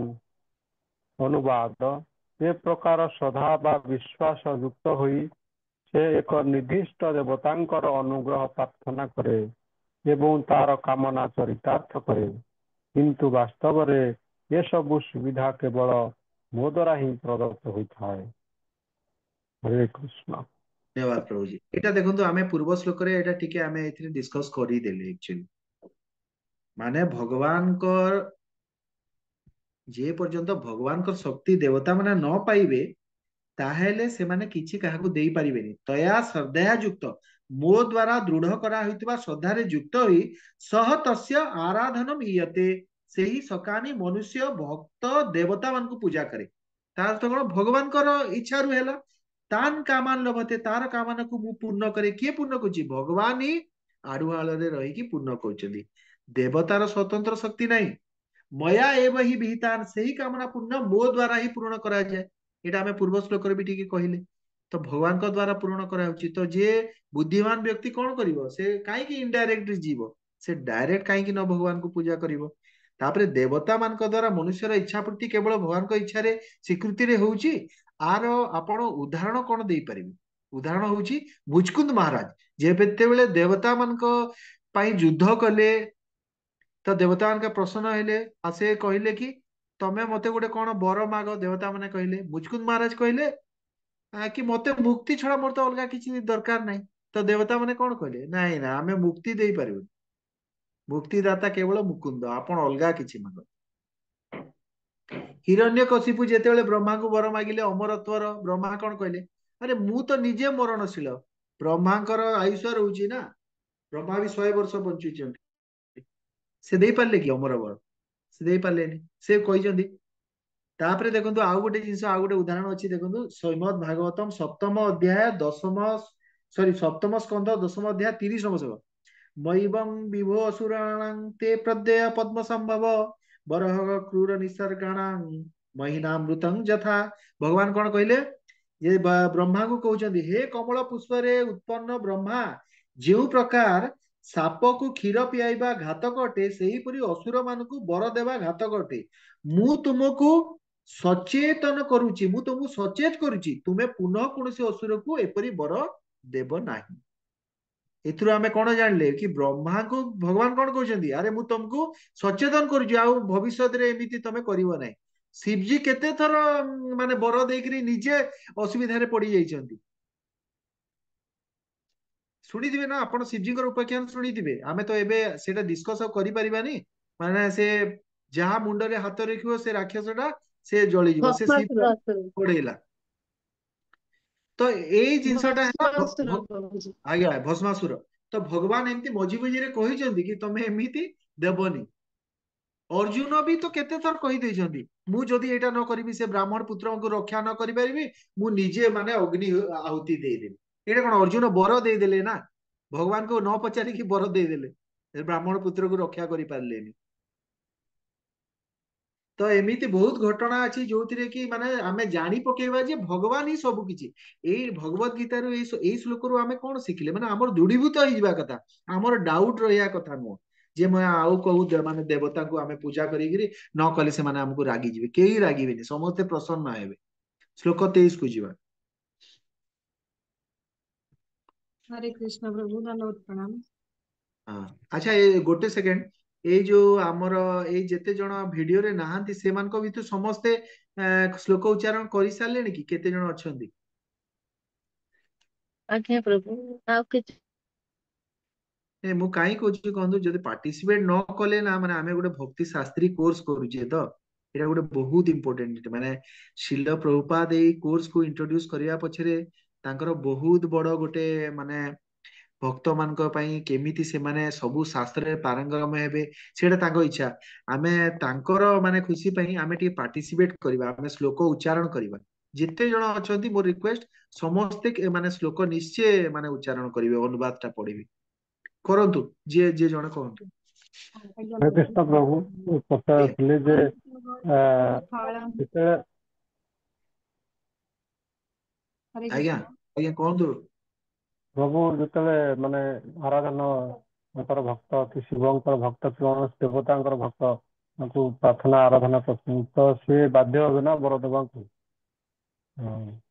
ହଁ सेटा सत कथा जदि जणे कौनसी भी तपस्या कला से तपस्यार फल देवा पई बाध्य सबु देवता माने बाध्य होई जिवे काई जदि से विधि विधान रे करिछि एथिरे कोन मेन पॉइंट हैला देवता पूजा रे विधि विधान जिंसटा अछि आमे जेमति एबे विष्णु को पूजा रे कोन की आपण विधि विधान को टिके भंग होई गेला आपण नाम संकीर्तन रे सेटा पूरा ही जाउची किंतु देवता पूजा रे कोन से माने बाध्य वर देबा को जदि आपण विधि विधान रे पूजा करचंती किंतु विधि जदि भांगी चंदी ताले 100% सियोर हो जांतु दंड पाइया पई ସେଇଟା ବି ମାନେ କମ୍ପଲସରୀ ଦଣ୍ଡ ବି ମିଳିଯିବ ବୁଝିଲେ ଆଜ୍ଞା ଏବେ ଆକୁ ବଢିବା हरे ପଢନ୍ତୁ कृष्ण ହଁ अन्तवतु फलं तेषां तद्भवत्यल्पमेधसं देवान् देव ଯଜୁଯାନ୍ତି ମଦ୍ଭକ୍ତା ଯାନ୍ତି ମାମସି ଅନୁବାଦ ଅଳ୍ପ ବୁଦ୍ଧି ସମ୍ପନ୍ନ ଲୋକେ ଦେବତା ପୂଜା କରନ୍ତି ଏବଂ ସେ ପୂଜାର ଫଳ ସୀମିତ ଏବଂ ଅସ୍ଥାୟୀ ଯେଉଁମାନେ ଦେବତା ପୂଜା କରନ୍ତି ସେମାନେ ଦେବଲୋକ ପ୍ରାପ୍ତ ହୁଅନ୍ତି କିନ୍ତୁ ମୋର ଭକ୍ତ ପରିଣାମରେ ମୋର ସର୍ବୋଚ୍ଚ ଧାମରେ ପହଞ୍ଚନ୍ତି ଏଥିରେ ତ ଭଗବାନ ପୁରା ସ୍ପଷ୍ଟ ଭାବରେ କହିଦେଲେ ଯେ ଅଳ୍ପ ମେଧ ସାମ ମାନେ ହଉଛି ଅଳ୍ପ ବୁଦ୍ଧି ସମ୍ପନ୍ନ ଯିଏ ଦେବତା ପୂଜା କରୁଛି ସେ ହଉଛି ଗୋଟେ କଣ ମୂର୍ଖ ଲୋକ, ଅଳ୍ପ ବୁଦ୍ଧି ସମ୍ପନ୍ନ ବୋଲି ଭଗବାନ କହୁଛନ୍ତି। ଆଉ କଣ ସ୍ପଷ୍ଟତା ଆମକୁ ଦରକାର? କାହିଁକି କାହିଁକି ମୂର୍ଖ ବୋଲି କହିଲେ? ମୂର୍ଖତାର କାରଣ ହେଲା ଦେବତା ମାନେ, ଯଦି ଦେବତା ମାନେ ଶାଶ୍ୱତ ନୁହନ୍ତି, ତାଙ୍କର ଫଳ କେମିତି ଶାଶ୍ୱତ ହବ? ଜଣେ ଅସ୍ଥାୟୀ ବିଭିନ୍ନ ସବୁ। ଅସ୍ଥାୟୀ ଫଳ ପାଇଲା, ତ ଅସ୍ଥାୟୀ ଫଳ ପଛରେ ଧାଇଁବା ଅପେକ୍ଷା କାହିଁକି ଆମେ ପରମ ପୁରୁଷ ଭଗବାନ ଶ୍ରୀକୃଷ୍ଣଙ୍କର ଚରଣରେ ନ ଯିବା, ଯୋଉଟା ସ୍ଥାୟୀ ଫଳ ପାଇବା? ଆଉ ଯିଏ ଏଇଟା ବୁଝି ନ ପାରିଲା, ସେ ଅଳ୍ପ ମେଧସା ବା କମ ବୁଦ୍ଧିଯୁକ୍ତ। ହିରଣ୍ୟକଶିପୁ କେତେ କଣ ପ୍ଲାନ କଲା। ହିରଣ୍ୟକଶିପୁ କହିଲା ଦିନରେ ମରିବିନି, ରାତିରେ ମରିବିନି, ଉପରେ ନାହିଁ, ତଳେ ନାହିଁ, ଶସ୍ତ୍ରରେ ନାହିଁ, ଅସ୍ତ୍ରରେ ନାହିଁ। ସେ ତାର ବୁଦ୍ଧି ଯେତେ ଲଗେଇଲା, କିନ୍ତୁ କେହି ରକ୍ଷା କରିପାରିଲେ କି? ବ୍ରହ୍ମା ତ ରକ୍ଷା କରିପାରିଲେନି। ତାପରେ କଂସ ବି କଣ ଦୁର୍ଗା ଦେବୀଙ୍କର ଭକ୍ତ ଥିଲା। ଯେତେବେଳେ ଭଗବାନ ମାରିଲେ, କଣ ଦୁର୍ଗା ଦେବୀ ଆସିଲେ କି? ଆଉ ଗୋଟେ ଜାଗାରେ ତ ବାଣାସୁରକୁ ରକ୍ଷା କରିବା ପାଇଁ ଶିବଜୀ ଯୁଦ୍ଧ କରିବା ପାଇଁ ପଳେଇ ଆସିଲେ, ମାନେ ଭଗବାନ ଶ୍ରୀକୃଷ୍ଣଙ୍କ ସାଙ୍ଗରେ, କିନ୍ତୁ ଯୁଦ୍ଧରେ ପରାସ୍ତ ହେଲେ। ପରାସ୍ତ ହେଇକିରି ଲାଷ୍ଟ କୁ ରିକ୍ୱେଷ୍ଟ କଲେ, ଭଗବାନଙ୍କୁ କହିଲେ ଭଗବାନ ଦୟା କରିକିରି ବାଣାସୁରକୁ ଆପଣ ମାନେ ମୃତ୍ୟୁ ଦଣ୍ଡ ଦିଅନ୍ତୁନି। ତ ଏଇ ସବୁ ଦେବତା ମାନଙ୍କର ଏଇ ଜିନିଷ ଗୁଡା ଏଇଠି କଲେ। ଅନ୍ତବତୁ ଫଳଂ ତେଷା ତଦ୍ଭକ୍ତ ଅଳ୍ପ ମେଧସା। ତ ଏଇଟା ଯୋଉମାନେ ଅଳ୍ପ ମେଧାର, ଏଇଟା ଏମାନେ ଲିମିଟେଡ ଫଳ ବା ଯୋଉ ଫଳ ପରମାନେଣ୍ଟ ନୁହଁ, ଶାଶ୍ୱତ ନୁହଁ, ସେଇ ଫଳ ପାଇଁ ଏଇଟା କହୁଛି। ପ୍ରଶ୍ନ ଏଥିରେ ହେଲା ଦେବ ପୂଜକଙ୍କୁ କାହିଁକି ଅଳ୍ପ ମେଧସ କୁହାଯାଇଛି? ଉତ୍ତର ହେବ ବହୁତ ନିୟମ ପାଳନ ବିଧିବିଧାନ ମାନୁଛନ୍ତି, କିନ୍ତୁ ଅଶାଶ୍ୱତ ଫଳ ଦେବ ପୂଜାରେ ଅଛି, ଯାହା ମୃତ୍ୟୁ ପରେ ନଷ୍ଟ ହୁଏ। କିନ୍ତୁ ବହୁତ କମ ପରିଶ୍ରମରେ ଶାଶ୍ୱତ ଫଳ ପ୍ରାପ୍ତି ଭଗବାନଙ୍କର ଭକ୍ତିରେ ମିଳେ। ଭଗବାନଙ୍କର ଭକ୍ତିରେ ଆଉ କଣ ସୁବିଧା ଦିଆଯିବ ଦେଖନ୍ତୁ। ଗୋଟେ ବିଷ୍ଣୁ ମନ୍ଦିର ଆମେ ନିର୍ମାଣ କରିପାରିବା? କୋଟି କୋଟି ଟଙ୍କା ଲାଗିବ ଗୋଟେ ବିଷ୍ଣୁ ମନ୍ଦିର ଆପଣ ଯଦି ନିର୍ମାଣ କରିବେ। ଆମ ପାଖରେ ତ ଗୋଟେ ଗୋଟେ ରୁମ ବନେଇବା ପାଇଁ ଆମ ପାଖରେ ପଇସା ହେବାର କଷ୍ଟ ହେଇଯାଉଛି। ବିଷ୍ଣୁ ତାପରେ ମନ୍ଦିରଟେ ଖାଲି କରିଦେବେ, ସେ ଆଗକୁ ଯେତେ ବି ଭଗବାନଙ୍କର ସେବା ପାଇଁ ଯାହା ଖର୍ଚ୍ଚ, ଆପଣ ସେଇ ହିସାବରେ ପଇସା ଟଙ୍କା ବାନ୍ଧି ଦେବେ, ନହେଲେ ଜମି ବାଡି ଦେବେ, ତାହେଲେ ଯାଇ ଆପଣଙ୍କୁ ବିଷ୍ଣୁ ମନ୍ଦିର ମାନେ ଫଳ ମିଳିବ। କିନ୍ତୁ ଭଗବାନ ଶାସ୍ତ୍ର ଆମକୁ କଣ ସୁବିଧା ଦେଲା ନା, ଆପଣ ଗୋଟେ ତିଲକ ଯୋଉ କରୁଛନ୍ତି, ଏଇଟା ଏଇଟା ସାଙ୍ଗେ ସାଙ୍ଗେ ଗୋଟେ ବିଷ୍ଣୁ ମନ୍ଦିର ପ୍ରତିଷ୍ଠାର ଫଳ ପାଇଗଲେ। ତ କଣ ଆପଣ ଥରେ ଦ୍ୱାଦଶୀ ତିଲକରେ 12ଟା ବିଷ୍ଣୁ ମନ୍ଦିର ମାନେ ଆପଣ ପ୍ରତିଷ୍ଠାର ଫଳ ପାଇଗଲେ। କେଶବାୟ ନମ, ନାରାୟଣ ନମ, ମାଧବାୟ ନମ, ଏମିତି କହିକି ଆପଣ 12 ଥର ତିଲକ କଲେ। ତାଙ୍କ ଦିନରେ କଣ 12 ଥର କରୁଛନ୍ତି? 2 ଥର 3 ଥର କରୁଛନ୍ତି। 12 × 3 39 ବିଷ୍ଣୁ ମନ୍ଦିର ଆପଣ ମାନେ ଏଇଟା ପାଇଗଲେ। ଏତେ ସୁବିଧା ଆଉ କୋଉଠି ଥିବ? ଭଗବାନ କୃଷ୍ଣଙ୍କ ନାଁଟା ଏତେ ବଡ, ଶତଭାର ସୁବର୍ଣ୍ଣ କୋଟି କନ୍ୟାଦାନ, ତଥାପି ନା ହୁଏ କୃଷ୍ଣ ନାମେର ସମାନ। ଆଉ କୋଉଠୁ ଆମେ ପାଇବା ମାତାଜୀ ପ୍ରଭୁଜୀ ମାନେ ଆପଣ କୁହନ୍ତୁ। ଗୋଟେ ଭାର ସ୍ୱର୍ଣ୍ଣ କଣ, ଗୋଟେ ସୁନା ମୁଦି କିଣିବା ପାଇଁ ଆମକୁ ମାନେ ଅସୁବିଧା ହେଇଯାଉଛି। ତ ଶତଭାର ସୁବର୍ଣ୍ଣ କୋଟି କନ୍ୟାଦାନ, ଗୋଟେ ଗାଈ ଦେବେ, ଗୋଟେ ଗାଈର ଦାମ 1,00,000 ଟଙ୍କା। ତ ଏତେ ମାନେ ସୁବିଧା ଅଛି ଭଗବାନଙ୍କର, ଆମେ କଣ ପାଇଁ ନ କରିବା? ତାପରେ ସେକେଣ୍ଡ ଲାଇନରେ କହିଲେ ଦେବ ଦେବାନ ଦେବଜନ୍ତୁ ଯାଆନ୍ତି ମଦଭକ୍ତା ଯାଆନ୍ତି ମାମବେ। ଏଥିରେ ବହୁତ ଲୋକ କହନ୍ତି ଯାହାର ପୂଜା କଲେ ଗୋଟିଏ, ସେ ସବୁ ପୂଜାଟା ଭଗବାନଙ୍କ ପାଖକୁ ଯାଉଛି। ବହୁତ ଲୋକ କହନ୍ତି ଦେବତା ପୂଜା କଲେ ବି ଆମେ ଜାଣିଛୁ ଭଗବାନ କୃଷ୍ଣ ବଡ, ଆମେ ଦେବତା ପୂଜା ଯୋଉ କରୁଛୁ, ସେ ପୂଜା କାହା ପାଖକୁ ଯିବ? ସେଟା ବୁଲି ବାଲିକି ସବୁ ଭଗବାନ କୃଷ୍ଣଙ୍କ ପାଖକୁ ଯିବ। କିନ୍ତୁ ନାଇଁ, ଭଗବାନ ଏଥିରେ ପୁରା ସେଟା ପ୍ରତ୍ୟାଖ୍ୟାନ ମନା କରିଦେଲେ। କହିଲେ ନାଇଁ, ଯିଏ ଦେବତା ପୂଜା କରିବ ସେ ଦେବଲୋକକୁ ଯିବ, ଯିଏ ମତେ ପୂଜା କରିବ ସେ ମୋ ପାଖରେ। ଏଇଥିରେ ତାତ୍ପର୍ଯ୍ୟରେ ଶିଳ ପ୍ରଭୁପାଦ ଉଦାହରଣ ଦେଲେ, ଦିଲ୍ଲୀ ପାଇଁ ଆପଣ ଟିକେଟ କରିଛନ୍ତି ବସ କି ଟ୍ରେନରେ, ଆପଣ ଦିଲ୍ଲୀକୁ ଯିବେ ନା ବମ୍ବେ ପହଞ୍ଚିଯିବେ, ସେଇ ଟାଇପର। କି ଆପଣ ଯଦି ଅଲଗା ଦେବତାଙ୍କ ପୂଜା କରିଛନ୍ତି, ଆପଣ ସେଇ ଲୋକକୁ ଯିବେ। ଯାନ୍ତି ଦେବବ୍ରତା ଦେବାନ ପିତୃନ୍ ଯାନ୍ତି ପିତୃବ୍ରତା, ଏଇଟା ଆପଣ 9 ନମ୍ବର ଅଧ୍ୟାୟରେ ଆସିବ। ଭୂତାନି ଯାନ୍ତି ଭୂତେଜା ଯାନ୍ତି ମଦଯାଜି ନୋପି ମାମ। ଆଉ ଗୋଟେ ଶ୍ଲୋକରେ ବି ଭଗବାନ ଏଇଟା କହିବେ ଆପଣ, ଏଇଟା ଆପଣ ପଢିବେ, ଏଇଟା 9ରେ ଆସିବ। ମାନେ ଭୂତ ପ୍ରେତ ପୂଜା କଲେ ଭୂତ ପ୍ରେତ ଲୋକକୁ ଯିବ, ପିତୃ ଦେବତାକୁ ପୂଜା କଲେ ପିତୃ ଦେବତା। ବହୁତ ଲୋକ ଦେଖିବେ ପୁରା ଠାକୁରଙ୍କ ଘରେ ପୁରା ମାନେ ମା ବାପା ଯୋଉମାନେ ମାନେ ଅପ୍ରକଟ ହେଇଯାଇଛନ୍ତି, ତାଙ୍କ ଫଟୋ ପୁରା ଠାକୁରଙ୍କ ସାଇଡରେ ରଖିଥାନ୍ତି, ପୂଜା କରନ୍ତି। ଅଛନ୍ତି ସେମିତି ଲୋକ। ଏଇ ପିତୃମାନଙ୍କୁ ଯିଏ ପୂଜା କରିବ, କଣ ସେ ପିତୃ ଲୋକକୁ ଯିବ। ବୁଝିପାରିଲେ? ତ ସେଥିପାଇଁ କଣ ବୈଷ୍ଣବ ମାନେ କେତେବେଳେ ବି ମାନେ ଏଇ ଟାଇପର ପୂଜା କରିବା କଥା ନୁହଁ। ଆଚ୍ଛା, ଜଣେ ପ୍ରଶ୍ନ ପଚାରି ପାରି ଯେ ଦେବଲୋକକୁ ଗଲେ ଅସୁବିଧାଟା କଣ? କଣ ଅସୁବିଧା? ପ୍ରଭୁଜୀ ଦେବଲୋକକୁ ଗଲେ ଆମେ ହଁ ଆମର ପୁଣ୍ୟ ଫଳ ପ୍ରାପ୍ତ କରିବା ସତ, କିନ୍ତୁ ସେ ହଁ ପୁଣ୍ୟ ମାନେ ତାର ସରିଗଲା ପରେ ପୁଣି ଆଉ ଥରେ ଆମକୁ ଏ ଧରାଧାମକୁ ଆସିବାକୁ ପଡିବ। ଠିକ କ୍ଷୀଣେ ପୁଣ୍ୟ ମର୍ତ୍ତ୍ୟ ଲୋକଂ ବିଶନ୍ତି, 5 ଷ୍ଟାର ହୋଟେଲ ଭଳିଆ। ମୁଁ ଶୁଣିଛି ମାନେ ହଳଧର ମହାରାଜଙ୍କର ମାନେ ଭିଡିଓରେ ଏଇ ଅଡିଓରେ ମୁଁ ଶୁଣିଲି, ସ୍वर्ଗକୁ ଯୋଉ ଲୋକମାନେ ଯାଉଛନ୍ତି ନା, ଯେମିତି ପୁଣ୍ୟ ଆପଣଙ୍କ ସରିବାର ଥିବ ସେଠି ଗୋଟେ ମାଳା ଆପଣଙ୍କୁ ମିଳିବ। ସେ ମାଳାଟା ଆପଣ ପିନ୍ଧିଥିବେ ଆଜ୍ଞା ସେଟା। ସେ ମାଳାଟା କଣ ହବ, ଆଜ୍ଞା ଯେତେବେଳେ ଦେଖିବେ ସେ ମାଳାଟା ନା ଫୁଲ ଆଉ ସେତେ ସତେଜ ଆଉ ରହିବନି, ତ ଆପଣ ଜାଣିପକେଇବେ ଆଜ୍ଞା ଯେ ପୁଣ୍ୟ କମି ଆସିଲାଣି। ଲୋକମାନେ ଯେତେବେଳେ ସେଠି ଦେଖନ୍ତି ନା ତାଙ୍କ ମାଳାଟା କଣ ଏଇଟା ଗୋଟେ ଆଉ ସତେଜ ଦେଖାଯାଉନି, ସେମାନେ ଜାଣି ପକାନ୍ତି।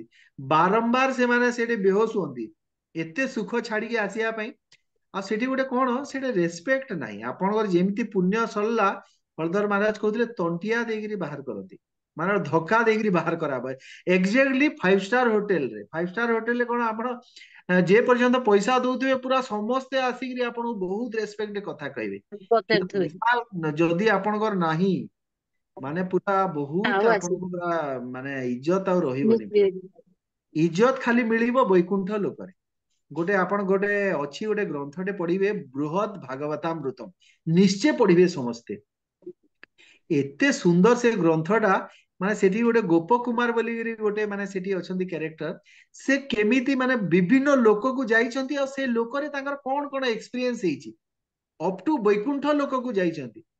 ମାନେ ବୈକୁଣ୍ଠ ଲୋକକୁ ଗଲେ ଆଉ ସେଠି ଆପଣ ଯାଇକିରି ସେ ବୈକୁଣ୍ଠ ଲୋକରେ ଆମେ ଯେମିତି ହରେ କୃଷ୍ଣ କହିକିରି ଏମିତି ନୃତ୍ୟ କରିଦଉଛୁ, ଭଗବାନଙ୍କର ଗୋବିନ୍ଦ ଗୋପାଳ ଏମିତି କରି ଚିଲେଇକିରି କହୁଛୁ, ସେଠି ସେମିତି ସେ କଲେ।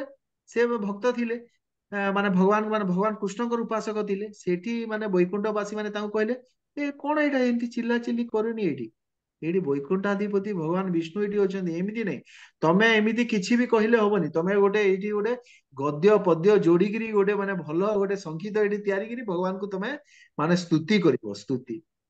ଏଇଟା ଭଗବାନ ଶ୍ରୀକୃଷ୍ଣଙ୍କ ଭଳିଆ ଆପଣ ଏଇଠି କୀର୍ତ୍ତନ କରିଦେଲେ ଏଇଟା ସବୁ ଜାଗାରେ ଏଇଟା ଚଳିବନି, ଏମିତି ବୈକୁଣ୍ଠରେ ବି ସେଇଟା ଚଳିବନି। ଏଇଟା ଆପଣ ଏଇଟା କୋଉଠୁ ଏଇଟା ପଢିପାରିବେ ଏ ଜିନିଷ, ଏଇଟା ପଢିବେ ଆପଣ ବୃହତ ଭାଗବତାମୃତମ୍। ତାକୁ ଯିବେ ମାନେ ମଥୁରାରେ ଅଲଗା ଟ୍ରିଟମେଣ୍ଟ, ଆଉ ଲାଷ୍ଟ କୁ ଯୋଉଟା ଟପ୍ ଏଇଠିରେ ସେଥିରେ ହଉଛି ଆପଣ ଗୋଲକ ବୃନ୍ଦାବନ। ବୁଝିପାରିଲେ? ତ ଏଇଟା ହଉଛି କ୍ଷୀଣେ ପୁଣ୍ୟ ମତେ ଲୋକ ବିଶନ୍ତି। ଆଉ ଭଗବାନ କଣ ଲାଷ୍ଟ କୁ କହିଲେ, ଯଦ୍ଗତ୍ୱା ନ ନିବର୍ତ୍ତତେ ତଦ୍ଧାମ ପରମମ୍। କିନ୍ତୁ ଭଗବାନଙ୍କର ଆପଣ ଉପାସନା କଲେ ତ ଆପଣ ସେଠୁ ପୁଣି ଆଉ ଫେରିକି ଆସିପାରିବେନି। ଏଇଟା ଗୋଟେ ଏମିତି ଗୋଟେ କଣ୍ଟ୍ରୋଭର୍ସିଆଲ ଏଇଥିରେ ହେଇଯାଇଛି, ଏଇଟାକୁ ଆମେ ଆଉ ଆଗକୁ ବଢିବାନି। କି ମାନେ ଲୋକ ଏଇଥିରେ ବହୁତ ଫେର ପଚାରନ୍ତି, ତଦ୍ଧାମ ପରମମ୍ ଯଦି ଆମେ ନ ଫେରିବା ତାହେଲେ ମାନେ ଏଇଟା କୃଷ୍ଣ ଲୋକ ପାଇଁ କୁହାଯାଇଛି ନା ବୈକୁଣ୍ଠ ପାଇଁ କୁହାଯାଇଛି, ଏଇଟା ଅଲଗା କୋଉଦିନ ଡିସ୍କସ କରିବା। ବୁଝିଲେ? ଏବେ ଶ୍ଲୋକ ନମ୍ବର 22 କୁ, ସରି କେତେ ନମ୍ବର ଯିବା, 24 କୁ ଯିବା। हरे कृष्ण हरे प्रभु जी। कृष्ण प्रभु जी। ଆଜ୍ଞା। अव्यक्तं व्यक्तिमापन्नं मन्यन्ते माम बुद्धयः परं भावमजानन्तो ममाव्ययमनुत्तमम्। ଅନୁବାଦ। ଯେଉଁ ଅଳ୍ପ ବୁଦ୍ଧି ସମ୍ପନ୍ନ ଲୋକମାନେ ମୋତେ ଜାଣନ୍ତି ନାହିଁ, ସେମାନେ ଭାବନ୍ତି ଯେ ମୁଁ ଏହି ରୂପ ଓ ଜ୍ୟୋତିତ୍ୱ ଧାରଣ କରିଛି। ସେମାନଙ୍କର ଅତି ସୀମିତ ଜ୍ଞାନ ହେତୁ ସେମାନେ ମୋର ଅପରିବର୍ତ୍ତିତ ଏବଂ ପରମ ଶକ୍ତି ଅର୍ଥାତ୍ ଉଚ୍ଚତର ପ୍ରକୃତିକୁ ଜାଣନ୍ତି ନାହିଁ। ହରେ କୃଷ୍ଣ ପ୍ରଭୁ। ପ୍ରଭୁଜୀ, ଭଗବାନ ଯେତେବେଳେ ମାନେ ଆସୁଛନ୍ତି ଏ ଧରାଧାମକୁ, ସମସ୍ତେ ଜାଣିପାରୁଛନ୍ତି ସେ ଭଗବାନ ବୋଲିକି? ଏବେ ପ୍ରଭୁ ଏବେ ଏବେ କଦାପି ମୋର ଗୋଟେ ମାନେ ପ୍ରଶ୍ନ ହେଲା, ଶ୍ରୀଲ ପ୍ରଭୁପାଦ ଏବେ କିଛି ଦିନ କିଛି ବର୍ଷ ତଳେ ପ୍ରକଟ ହେଇଛନ୍ତି। ଶ୍ରୀଲ ପ୍ରଭୁପାଦ ଯେତେବେଳେ ଥିଲେ କେତେ ଲୋକ ତାଙ୍କୁ ଦେଖୁନଥିଲେ ଶ୍ରୀଲ ପ୍ରଭୁପାଦଙ୍କୁ। ସେଇ ଗୋଟେ ସାଧାରଣ ଗୋଟେ ବୁଢା ଲୋକ ଭଳିଆ ଦେଖା ଯାଉଥିଲେ। କିଏ ଜାଣି ପାରିଲା କି ସେ ସତ ପୁରା କଥା। ମାନେ ସେ ଭଗବାନ ଶ୍ରୀକୃଷ୍ଣଙ୍କର ମାନେ ସେନାପତି ଭକ୍ତ, ସିଧା ନା ଗୋଲକ ଧାମରେ ଅଛନ୍ତି। ସାରା ପୃଥିବୀକୁ ଯିଏ ମାନେ ମାନେ ଜୟ କରିକିରି ସମସ୍ତଙ୍କୁ ହରିନାମର ଦୀକ୍ଷା ଦେଇପାରିବାର ସେ ଏତେ ଶକ୍ତି, ସେ ଟାଇମରେ କେତେ ଲୋକ ଜାଣିପାରିଲେ? ହୁଏତ ଆମେ ବି ସେ ଟାଇମରେ ଥିଲେ, ଆମେ ବି ଭାବିଥାନ୍ତେ ଏ ବୁଢା ଲୋକଟା ଗୋଟେ ବଙ୍ଗାଳୀ ଲୋକଟା, ଏଇଟା ସାଧାରଣ ଲୋକଟା, ଏଇଟା ହଁ ଭଗବାନଙ୍କର କଥା କହୁଛି। କିନ୍ତୁ ଜାଣି ପାରିଲେ କି? ନା ଭଗବାନଙ୍କର ଭକ୍ତ ସେମିତି ଭଗବାନ କୃଷ୍ଣ ଯେତେବେଳେ ଏ ଧରାଧାମ ରେ ଥିଲେ କେତେ ଲୋକ ଜାଣି ପାରିଥିଲେ ଭଗବାନ ବୋଲିକି? ବହୁତ ବହୁତ କମ। ଭୀଷ୍ମ ଭୀଷ୍ମଦେବ ତାଙ୍କର ଜାଣିଥିଲେ। ଯିଏ ଶୁଦ୍ଧ ଭକ୍ତ। ଆଜ୍ଞା ସେ ଟାଇମ ରେ ଦେଖନ୍ତୁ ଭୀଷ୍ମଦେବ ଜାଣିଥିଲେ। ଯେତେବେଳେ ସେ ମାନେ ଯଜ୍ଞ କରାହେଲା ଯୁଧିଷ୍ଠିର ମହାରାଜଙ୍କ ସେ ଯଜ୍ଞରେ ଭୀଷ୍ମଦେବ ଘୋଷଣା କଲେ ଯେ ଭଗବାନ କୃଷ୍ଣ ହଉଛନ୍ତି ସ୍ୱୟଂ ଭଗବାନ। ପଞ୍ଚୁ ପାଣ୍ଡବ ଜାଣିଥିଲେ, ଦ୍ରୌପଦୀ ଜାଣିଥିଲେ, ଆପଣଙ୍କର କୁନ୍ତି ମା ଜାଣିଥିଲେ, ଆଉ କିଏ ଦ୍ରୌପଦୀଙ୍କର ଯିଏ ବୋହୂ କିଏ ସେ ପରୀକ୍ଷିତଙ୍କର ମା ଉତ୍ତରା ଉତ୍ତରା ଉତ୍ତରା ଉତ୍ତରା ଜାଣିଥିଲେ। ଉତ୍ତରା ଉତ୍ତରା। କିଛି ମାତ୍ରାରେ କର୍ଣ୍ଣ ବି ଜାଣିଥିଲା। କିନ୍ତୁ ଏଇଟା ଗଣି ଗଣି କେତେ ଲୋକ ହେଲେ? ସମସ୍ତେ ଜାଣିପାରିଥିଲେ କି? ତ ବହୁତ କମ। ଏଇ ଶ୍ଲୋକରେ ଏଇଟା କୁହାଯାଇଛି। ଏବେ ଦେଖନ୍ତୁ ଏଇ ଶ୍ଲୋକକୁ ଯିବା।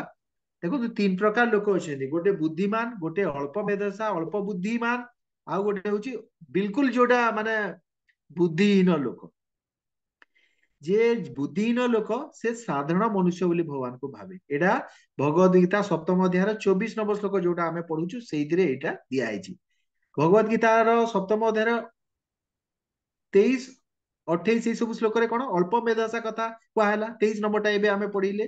ଆଉ 19 ନମ୍ବର ଶ୍ଲୋକରେ ବୁଦ୍ଧିମାନ କିଏ ଭଗବାନ ସେଟା କରିଦେଲେ। ତିନିଟା ଏଇଟା ଡିଫରେନ୍ସ ପଳେଇଲା।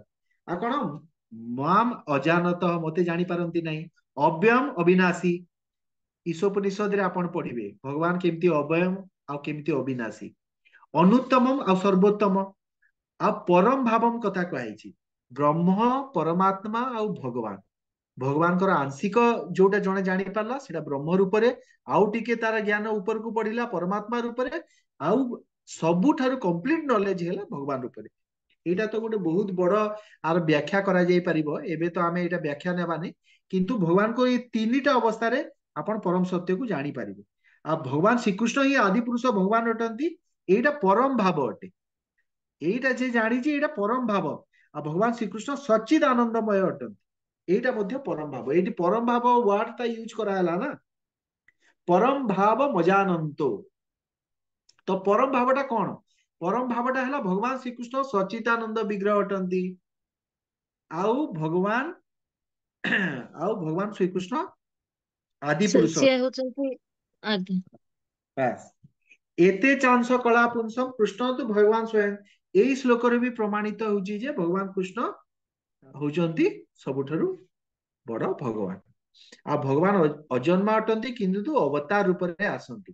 ଆଉ ଭଗବାନଙ୍କର ଅବତାର ବହୁତ କମ ଲୋକ ଜାଣିପାରନ୍ତି। କନକ୍ଲୁଜନ ହେଲା ଦେବ ଉପାସକ ଭୋଗ ବସ୍ତୁ କାମୀ ବ୍ୟକ୍ତି ବୁଦ୍ଧିହୀନ ମନୁଷ୍ୟ ଭଗବତ ବିମୁଖ ହେଇଯାନ୍ତି। ଏମାନେ କେବେ ବି ଭଗବାନଙ୍କୁ ଜାଣି ପାରିବେନି। ସାମ୍ନାରେ ଥିବେ ସେଇ ଭଗବାନ କୃଷ୍ଣ ଚୈତନ୍ୟ ମହାପ୍ରଭୁ, ଏ ଯେତେବେଳେ ଏମାନେ ଆସିଥିଲେ ଏ ଲୋକ ତାଙ୍କୁ ଦେଖୁଥିଲେ କିନ୍ତୁ ଭାବୁଥିଲେ ଏ ଗୋଟେ ସାଧାରଣ ଲୋକ। ହଁ ଏଇଟା ଭଗବାନଙ୍କ ନାଁ ନେଇଛି, ଚିତା ଚୈତନ୍ୟ ଲଗେଇଛି, କିନ୍ତୁ ସେମାନଙ୍କୁ ଭଗବାନ ସେ ଯୋଗମାୟା ଦ୍ଵାରା ଢାଙ୍କି ହେଇକି ରହିଗଲେ।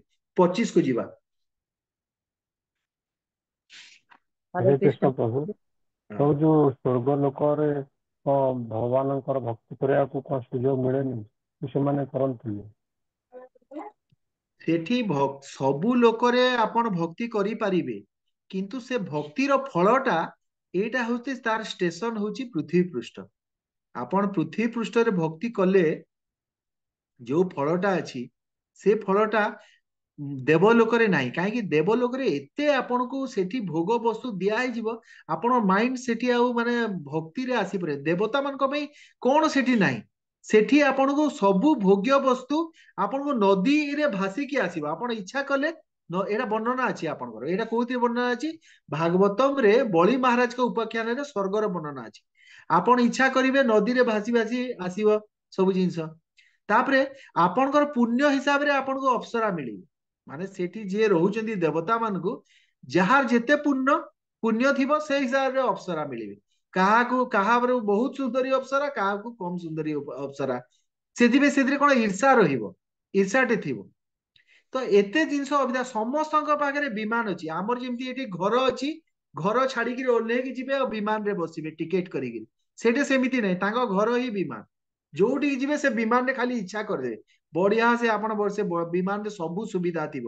ଆଉ ସବୁବେଳେ ସେମାନେ କଣ ଗୀତ ବାଦ୍ୟ ଚଲେଇଥାନ୍ତି। ଖୁସି ଲୋକ କେମିତି ଜାଣିବେ?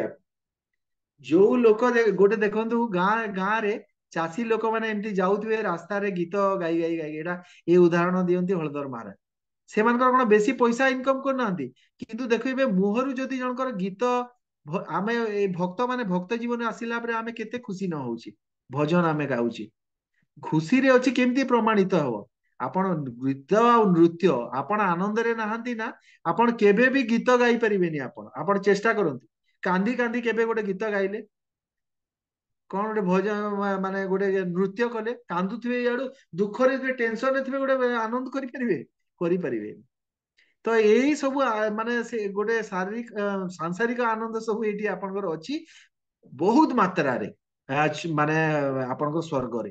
ଆଉ ସ୍ୱର୍ଗରେ ଯେତେ ଅଛି ତାର 100 ଗୁଣ ଏମିତି ବର୍ଣ୍ଣନା ଅଛି। ଆମ ପୃଥ୍ୱୀ ପୃଷ୍ଠରେ ଯିଏ ସବୁଠୁ ବଡ ଧନୀ ଲୋକ, ତାର 10,000 ଗୁଣ ନା 1,00,000 ଗୁଣ ଇନ୍ଦ୍ରଙ୍କ ସୁଖ, ଇନ୍ଦ୍ରଙ୍କର 1,00,000 ଗୁଣ, ଏମିତି ହେଇକି ବ୍ରହ୍ମଲୋକ ପର୍ଯ୍ୟନ୍ତ ସେଇଟା ଅଛି। ତ ସେ ଏଇଥିରେ ଭଗବାନଙ୍କର ଭକ୍ତି ଟିକେ ସୁବିଧା ହୁଏ ନାହିଁ। ଠିକ ଅଛି, ଆଗକୁ ବଢନ୍ତୁ। କିନ୍ତୁ ପ୍ରଭୁ ଆମେ ଜାଣିଥିଲେ ଯେ ଦେବତା ମାନେ ଜଣେ ଭଗବାନ ବଡ ବଡ ଭକ୍ତ ବୋଲିକି ସେମାନେ ସେମାନେ ଭଗବାନଙ୍କର ଭକ୍ତ ନିହାତି, କିନ୍ତୁ ସେମାନେ ସେଠିରେ ଭଗବତ ଭକ୍ତି ତାଙ୍କର କେବେ ଶୁଣିଛନ୍ତି କି? ସେ ସ୍ୱର୍ଗରେ ଥାଇକିରି ସେ ମାନେ ଭଗବାନଙ୍କର ବୈକୁଣ୍ଠକୁ ପ୍ରବେଶ କଲା ନା ଭଗବାନଙ୍କର ମାନେ ଯୋଉ ଲୋକ ମାନେ ଅଛି ଗୋଲକ ଧାମକୁ ପ୍ରବେଶ କଲା, କେବେ ଶୁଣିଛନ୍ତି? ନାଇଁ, ସେମିତି ନାହିଁ। ଏ ପୃଥ୍ୱୀ ପୃଷ୍ଠରୁ ହିଁ ଯିବାକୁ ପଡିବ। ସେଥିପାଇଁ ତ କଣ କୁହାହଉଛି, ଏ ପୃଥ୍ୱୀ ପୃଷ୍ଠରେ ଜନ୍ମ ନେବା ପାଇଁ ସତ୍ୟ ଯୁଗକୁ ଲୋକ ମାନେ ଦେବତା ମାନେ ଚାହୁଁନାହାନ୍ତି, ଅଲଗା ଦ୍ୱାପର ତ୍ରେତାକୁ ଚାହୁଁନାହାନ୍ତି। କଳି ଯୁଗରେ ଭଗବାନ କେମିତି ମତେ ମଣିଷ ଦେଇଦିଅନ୍ତୁ, କାହିଁକି ଅତି ସହଜରେ ମାନେ ଆପଣ ଭଗବତ ପ୍ରାପ୍ତି ହେଇପାରିବ କଳି ଯୁଗରେ। କାହିଁକି ଯଦି ସେମାନେ ଭଗବତ ପ୍ରାପ୍ତି ଦେବଲୋକରେ ହଉଥାନ୍ତେ ତ ସେଇଠି କରିଥାନ୍ତେ, ତାହେଲେ ସେ ଶ୍ଲୋକଟା କାହିଁ ଆସନ୍ତା କି ମତେ ଆମକୁ ଏଇଠି ସ୍ତୁତି କରୁଛନ୍ତି ଭାଗବତରେ ଅଛି କି ଆମକୁ ଏଇ ଯୁଗରେ ମାନେ ସେ କଳି ଯୁଗରେ ଜନ୍ମ ନେବା ପାଇଁ ଚାହୁଁଛନ୍ତି। ତ ଆପଣଙ୍କର ମିଟିଂ ପଏଣ୍ଟ ଯୋଉଟା ହେଲା, ଯୋଉଟା ମେନ୍ ଷ୍ଟେସନ, ଯୋଉଟା ଜଙ୍କସନ ପଏଣ୍ଟ ଯୋଉ କହୁନାହାନ୍ତି ରେଲୱେ ଷ୍ଟେସନରେ, ଯୋଉ ବିଭିନ୍ନ ଜାଗାର ଗାଡି ଆସିକିରି ଯୋଉ ଜାଗାରେ ଜମା ହଉଛି, ସେଇଟା ଏଇ ପୃଥ୍ୱୀ ପୃଷ୍ଠରୁ ହିଁ ଫ୍ଲାଇଟ ଅଛି ଆପଣଙ୍କ ଗୋଲୋକ ଧାମକୁ, ବୈକୁଣ୍ଠକୁ। ଆଉ କୋଉ ଲୋକରେ ଫ୍ଲାଇଟ ନାହିଁ, ବୁଝିଲେ? ଆମେ ଆଜି ଯେମିତି ହେଲେ ବି ଦେଖନ୍ତୁ, ଆଜି ଆମେ ସରିବା ଆମର ଆଜି ଆମର 3 ନମ୍ବର କ୍ଲାସ ହେଲାଣି, ଆମର ସପ୍ତାହ ମଧ୍ୟ ସରିନି, ଆଉ 5ଟା ଆମେ ଯିବା ହେଲା। ଚାଲନ୍ତୁ ପଢନ୍ତୁ। हरे कृष्ण प्रभु जी प्रणाम।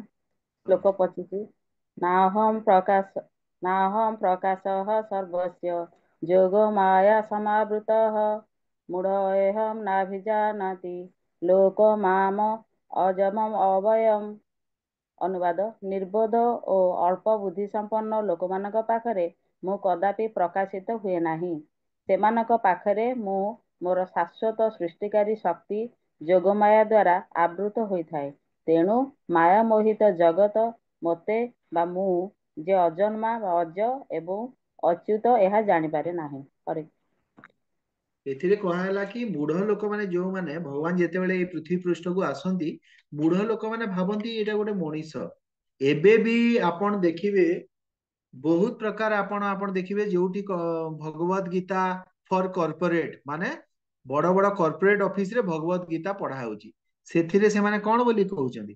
ଭଗବାନ କୃଷ୍ଣ ହଉଛନ୍ତି ଗୋଟେ ମହାପୁରୁଷ ନା ଗୋଟେ ବହୁତ ଇଣ୍ଟେଲିଜେଣ୍ଟ ଲୋକ ଥିଲେ। ସେମାନେ ଭଗବାନ ବୋଲି ଜାଣୁନାହାନ୍ତି। ଆମ ଓଡିଶାରେ କଣ କହୁଛନ୍ତି? ଯେ ଜଗନ୍ନାଥ ମାନେ କୃଷ୍ଣ ଭଗବାନ ଯେତେବେଳେ ସେମାନେ ଶବ୍ଦ ଉଚ୍ଚାରଣ କରନ୍ତି, ଭଗବାନ କୃଷ୍ଣ ଯେତେବେଳେ ମରିଗଲେ, ଭଗବାନ କୃଷ୍ଣ ପୁଣି ମରିଯିବେ, ତାଙ୍କର ପୁଣି ହୃଦୟ ପୁଣି ଜଳି ପାରିଲାନି, ସେ ହୃଦୟ ଜଳି ପାରିନାହିଁ, ଭାସି ଭାସି ଆସିଲା। ଏଇ ସବୁ ଏଇଟା ହଉଛି ଭାଗବତର ଜ୍ଞାନ ନୁହଁ, ଏଇଟା ଶାରଳା ଦାସଙ୍କ ରଚିତ ଜ୍ଞାନ।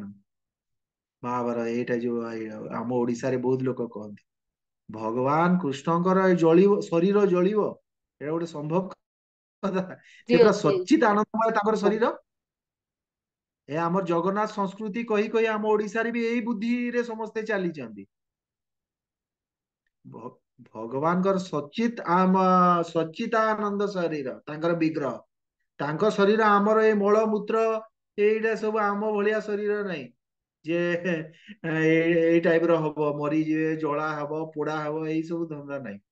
ଆପଣ ଭାଗବତରେ ସ୍ପଷ୍ଟ ପଢିବେ ଯେ ଯେତେବେଳେ ଭଗବାନ ଅପ୍ରକଟ ହେଲେ ସମସ୍ତଙ୍କର ସାମ୍ନାରେ ମାନେ ତାଙ୍କର ଆୟୁଧ ସହିତ ସେ ତାଙ୍କର ସ୍ୱଲୋକ ମାନେ ମାନେ ତାଙ୍କର ସ୍ୱଧାମକୁ ପ୍ରତ୍ୟାବର୍ତ୍ତନ କଲେ।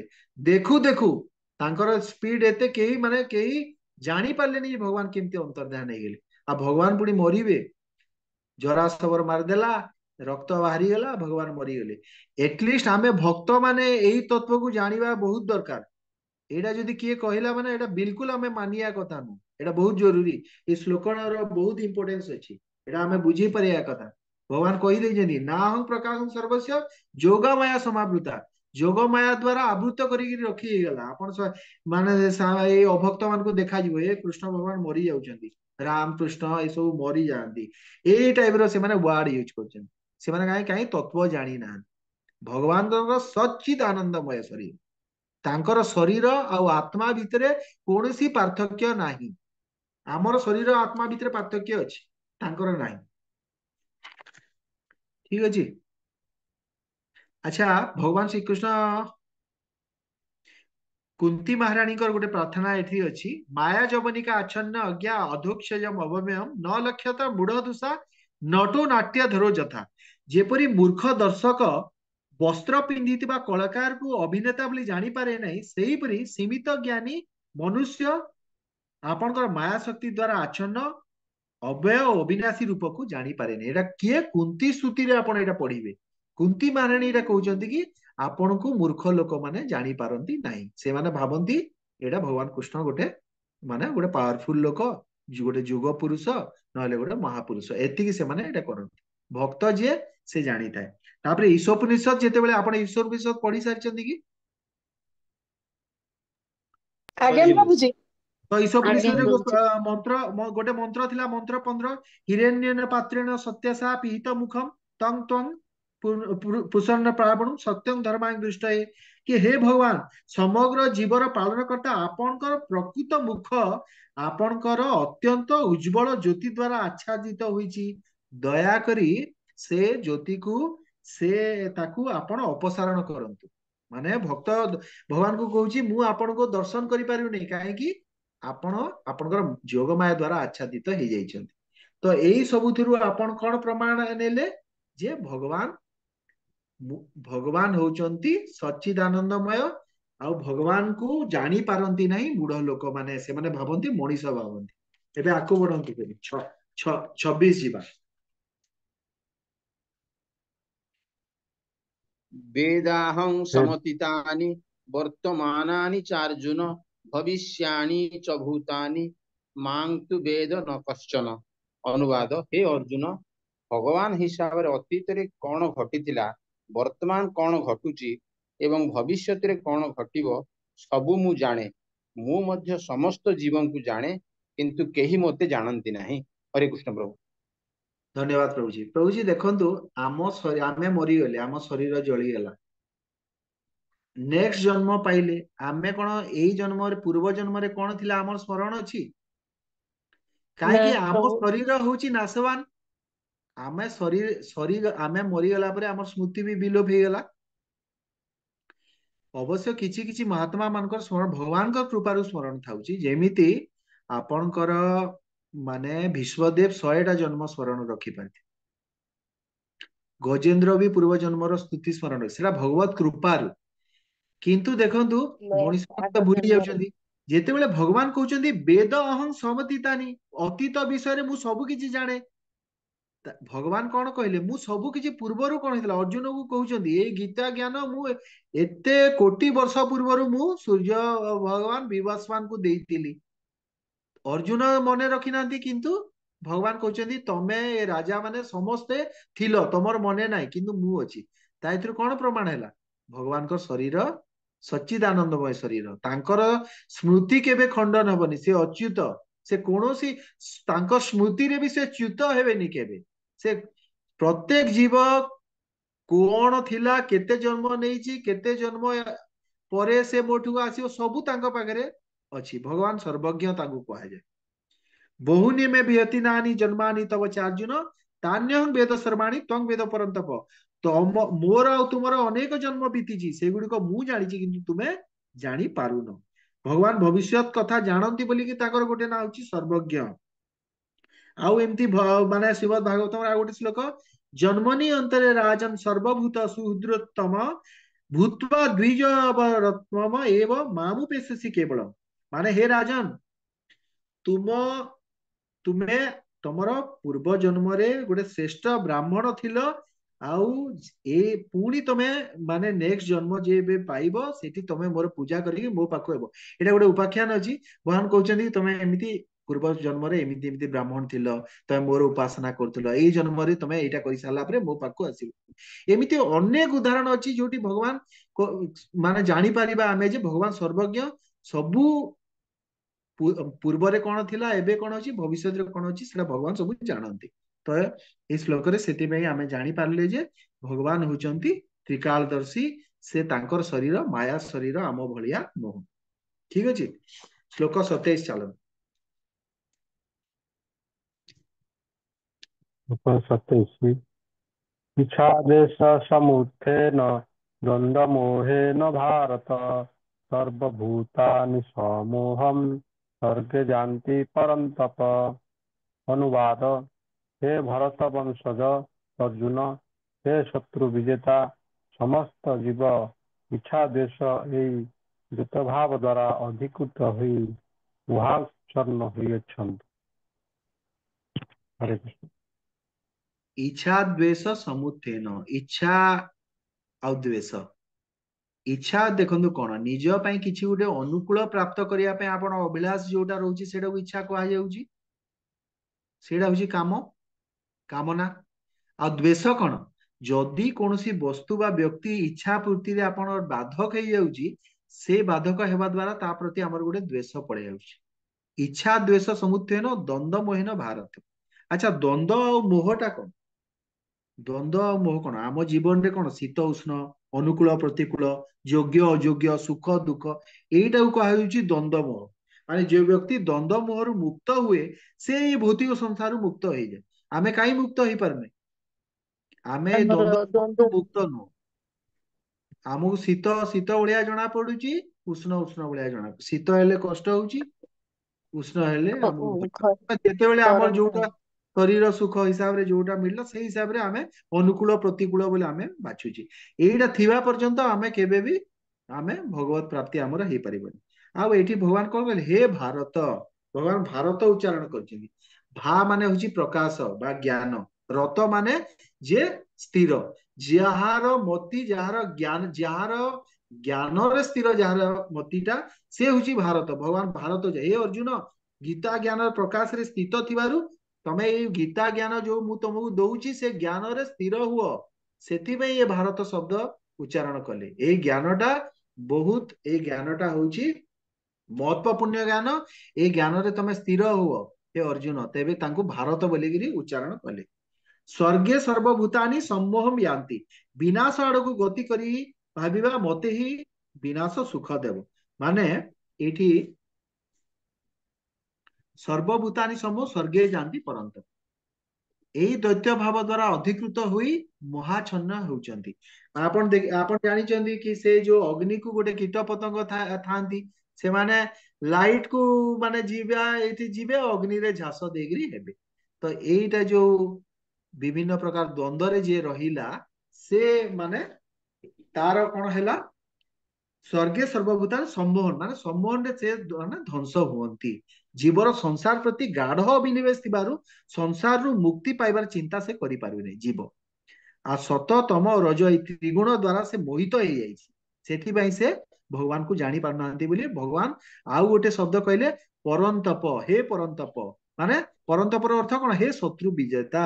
ଭଗବାନ ଚାହୁଁଛନ୍ତି ଅର୍ଜୁନ ଏ ଦ୍ୱନ୍ଦାତ୍ମକ ମୋହକୁ ମଧ୍ୟ ଜୟ କର, ଖାଲି ଶତ୍ରୁକୁ ଜୟ କଲେ ହବନି, ଏଇ ଯୋଉ ଦ୍ୱନ୍ଦ୍ୱ ଓ ମୋହ ଯୋଉଟା ଅଛି ସେଇଟାକୁ ବି ତମେ ଜୟ କରିବ।